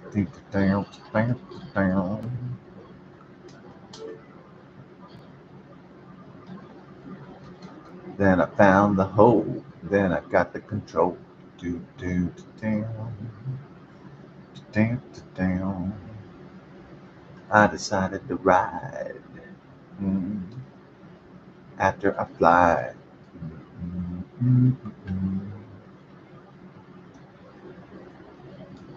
Go in the palms. Then I read the Psalms. Down. I was always calm. Oh yeah. Oh, it wasn't a trick, girl. Tatsuna. All right. Got your boy Beetle. He was coming out like Don Cheadle. Used to ride a Beetle. Dun, dun.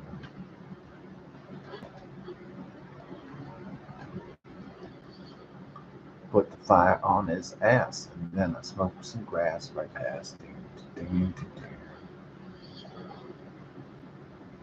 Don't mess with Beetle, Don.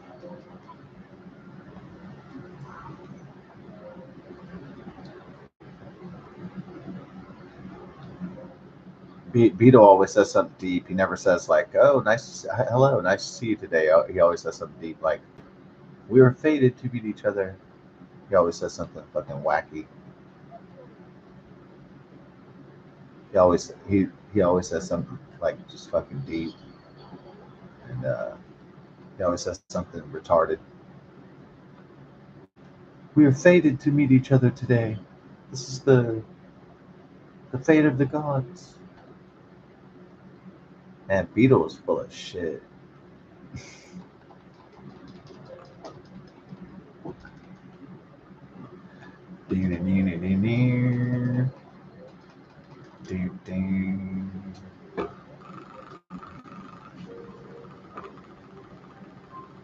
All right.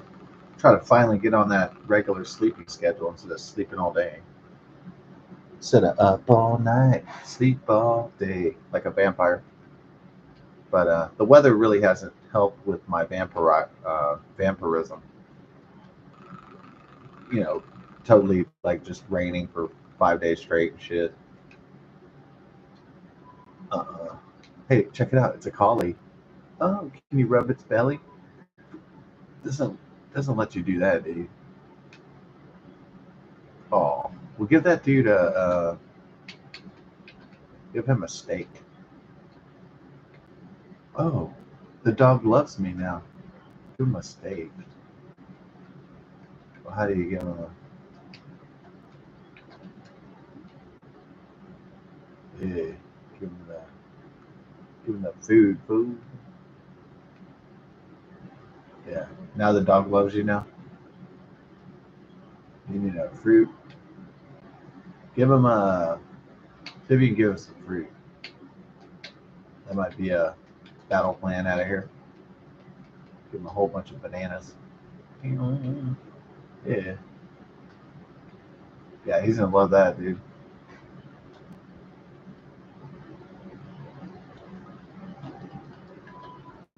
It's a. Have y'all seen Mick Darky? Have y'all seen Mick Chocolate? All right. Just tell me when y'all see McLovin, McLovin it.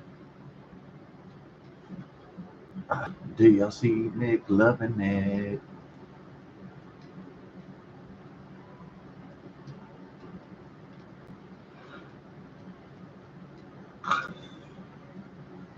Oh, it's gonna say Farron Bridge, right?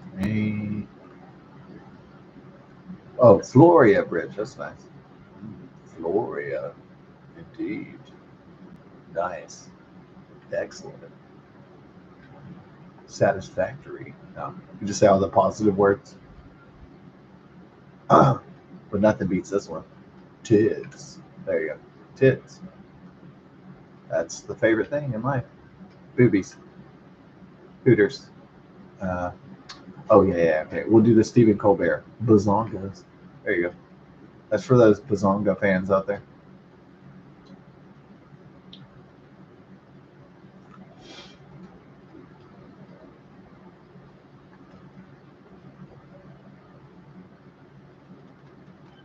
That's for those really silly people who like saying Bazongas.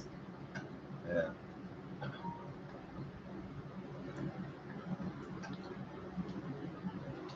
Yeah, I mean, normally it would be like two guys talking about that, like calling a women's breast bazongas. Yeah, that would usually be like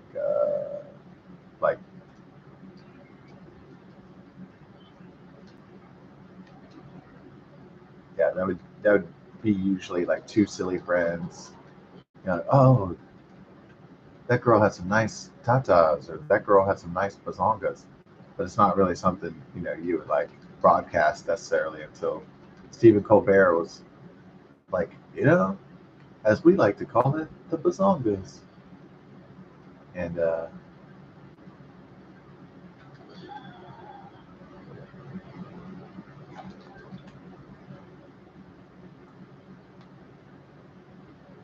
then I thought to myself, oh, everybody, all these different people must say bazongas because like I can't be the only one who ever said that. It's like so bazongas must be a thing that has been in slang underground vernacular for a long time, I guess. Talking about tits again. Well, yeah, we went into that direction yet again, I'm afraid. Um, we went into the hoo-hees, the hoo-haws, the tatas, the bazongas.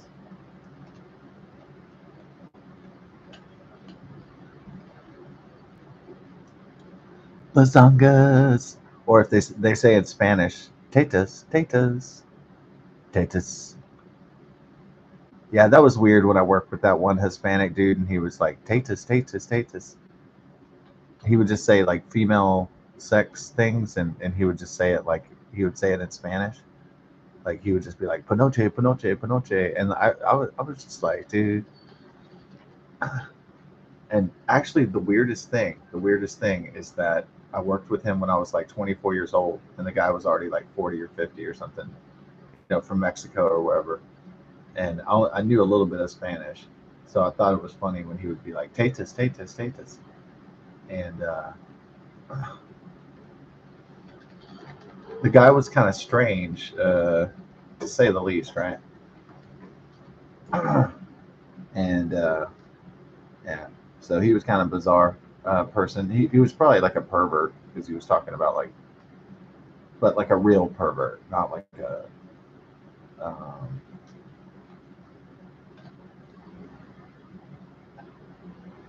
a real pervert, not an incidental pervert, like the real deal, you know.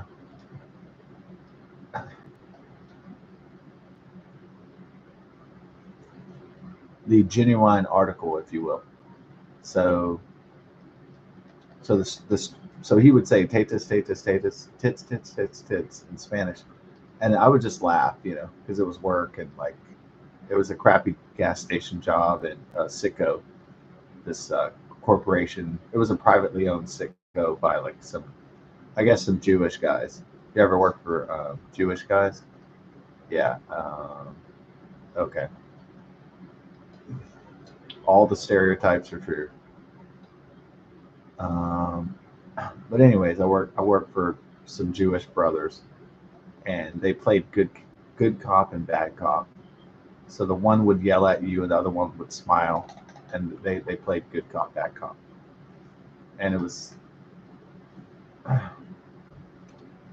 maybe older people know the good cop, bad cop routine, where two people are running something, and one guy yells at you, and the other guy praises you or is sympathetic to you. It's kind of they're trying to create like a good cop, bad cop. It's kind of like they're trying to create like a mommy and daddy situation where the mother is nurturing and the man is forceful and harsh and the disciplinarian and all that. So that's the whole psychology of good cop, bad cop. Does it work on everyone? It worked on me when I was 24. I didn't realize what they were doing. As I got older, I realized, oh god, it was good cop, bad cop. They really uh, they really milked that shit out like big time. So these are some oil guys, Israel, I think, right? Yeah, and so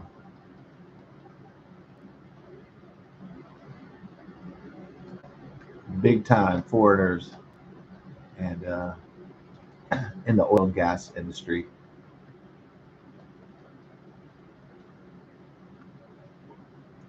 So this guy would just this Mexican guy worked out at the car wash, and I was the cashier at this gas station.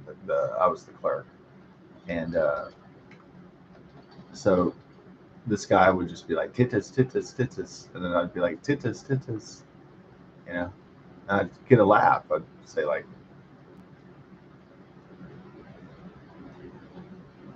this guy's just saying tatus tatus tatus over and over, like making me laugh and shit. It's so fucking ridiculous. That would be like if I went to Spain and I was just like tits tits tits tits. So if I worked at a car wash or something, it'd be like similar. I'm in a foreign country and I'm just like tits tits tits. It's super silly. So, but it made us laugh at work. So that's all that really mattered.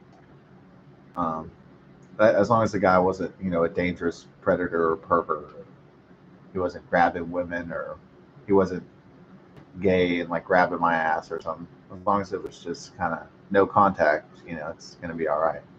But there's no personal invasion.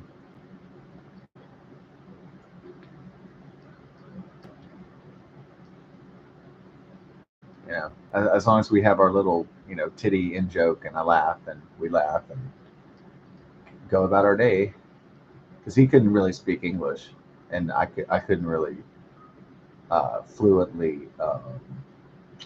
I couldn't fluently carry on a conversation necessarily in Spanish, not a complicated one anyway.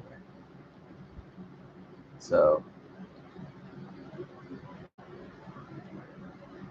I can bullshit Spanish, but I can't really fluently, you know, handle a complex conversation.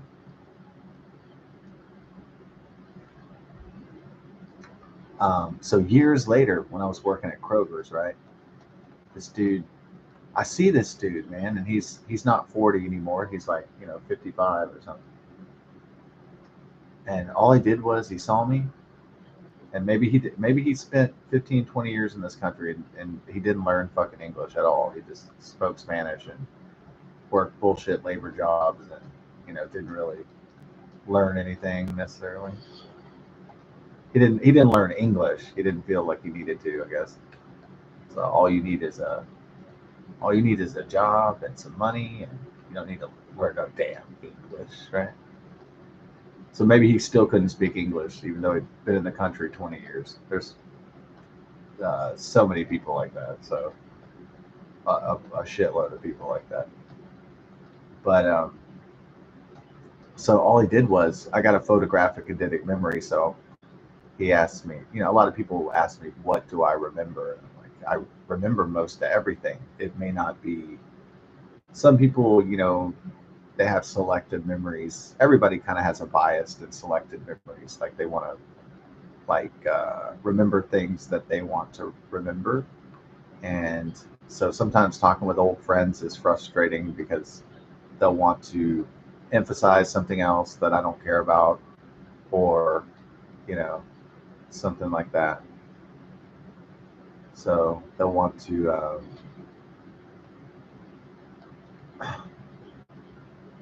or they might want to emphasize some embarrassing event, or some bullshit like that, or sometimes they'll want to argue with you like, oh no, I don't remember it that way. Oh, I don't think so. I don't think that's what the events that happened. And sometimes it's like you just get a little frustrated, because not that they have a different version of events than you. It's just that people are going to emphasize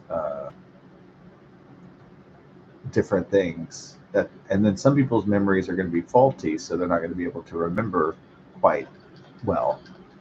Some people don't have very good memories, or long memories. So it could be frustrating going down memory lane with people. They may not remember it exactly the way that you did.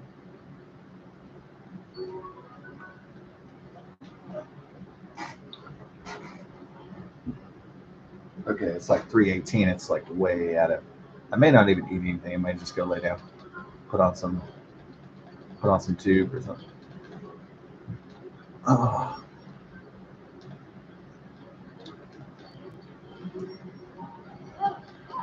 So then this dude I used to work with, back in the day, it's like, it's not 2004 anymore. It's like 2013, 2014 or something. When I'm working this dreadful job at Kroger's. And so he goes, hey,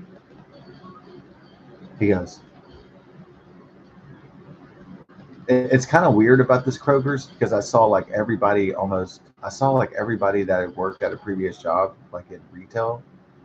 Like this old boss was shopping there that was like my boss at CVS Pharmacy. So it was kind of strange, because all these people from like when I was working jobs when I was 24 and 25 would come into that store. My old Indian boss from CVS Pharmacy kind of looked like he was attending a funeral when he saw me. He didn't expect to see me working at retail or working at Kroger's. I guess. I suppose maybe my Indian boss was disappointed, and he thought that I was supposed to have a really great job and, like, a wife and 3 kids or something. So he kind of looked at me like not like a loser, not like frowning upon me, but he looked like he was like it was not his vision for what my future would look like after I left the company, I guess. So he was like kind of like I don't know if he was looking down on me per se, but like he was just kind of like, "Oh, you're working at Kroger's," like it wasn't exactly a. I mean, it was a friendly, uh, a friendly reunion and all, but you could tell that it was like not what he expected. He expected me to be some, guy who was really successful with a beautiful wife and 4 kids, or whatever the game of life teaches people is success. The game of life, you get the old board game of life was you got married and had 2 kids and you got a good job and made good money, and that was called you won the game of life at that point, right?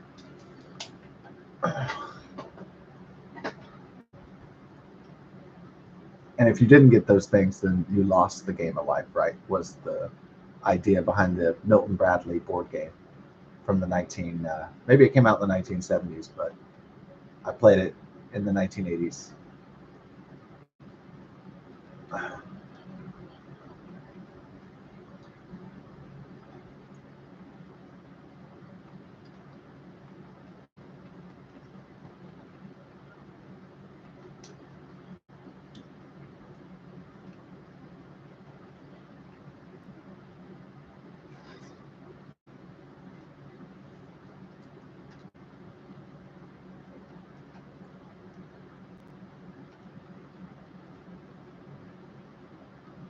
Yeah, but it's getting too late in the night.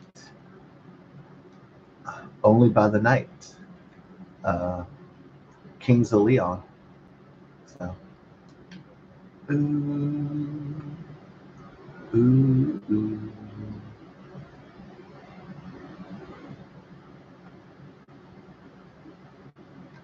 Ooh, ooh, ooh, ooh.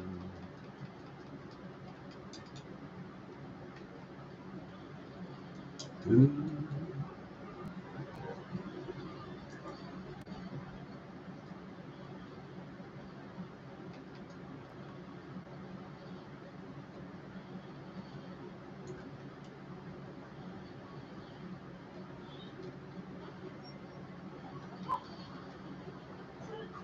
Take that. So there's a lot of rocks here, and there's a circle. I wonder what to do. This, maybe.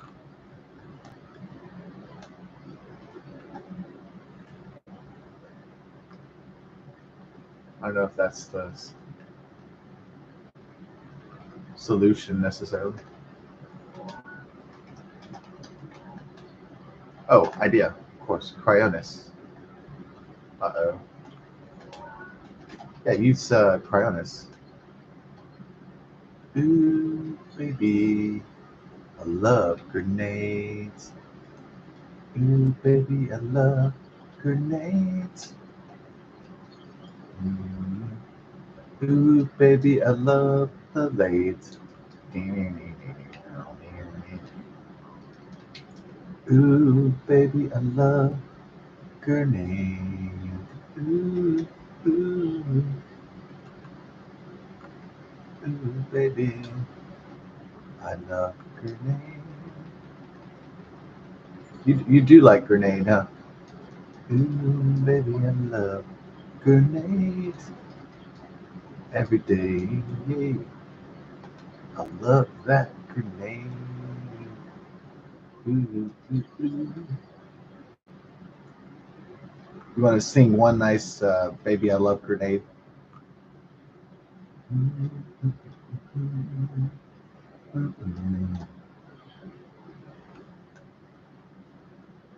Hey, dude.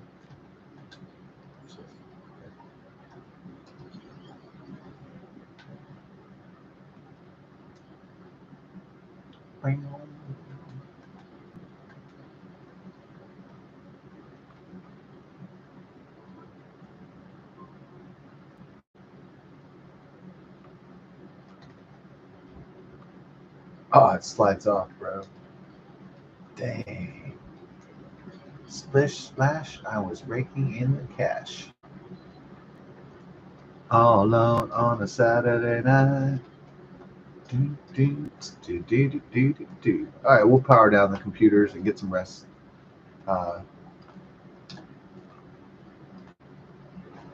The funeral of my aunt commences on Friday. So,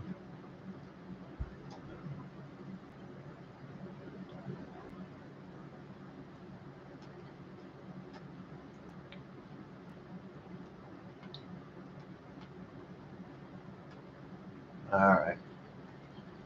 Poo poo. Yeah, it's been like a rough year already, but we're going to keep fighting. We're going to keep fighting on. We're not going to give up and jump off the bridge. We're going to dig in our heels, try to win this thing called life. Somehow, some way. Right, God bless, best success. Time to. Yeah, I know I didn't solve any shrines or anything. It was more of a story mission, story time. So the Hispanic guy that I worked with at the Sitco, owned by the Jewish guys, the Jewish brothers, he came up and he didn't just say hi. He goes, "Hey, do you remember Titus, Tatus? And I said, "Yes, I do." And he goes, "Okay, good." And then he walks away. And I was like, "What?" That dude's kind of a weirdo, huh? Yeah, but kind of a hilarious weirdo, really. So a harmless weirdo is okay, but one that harms other people is bad.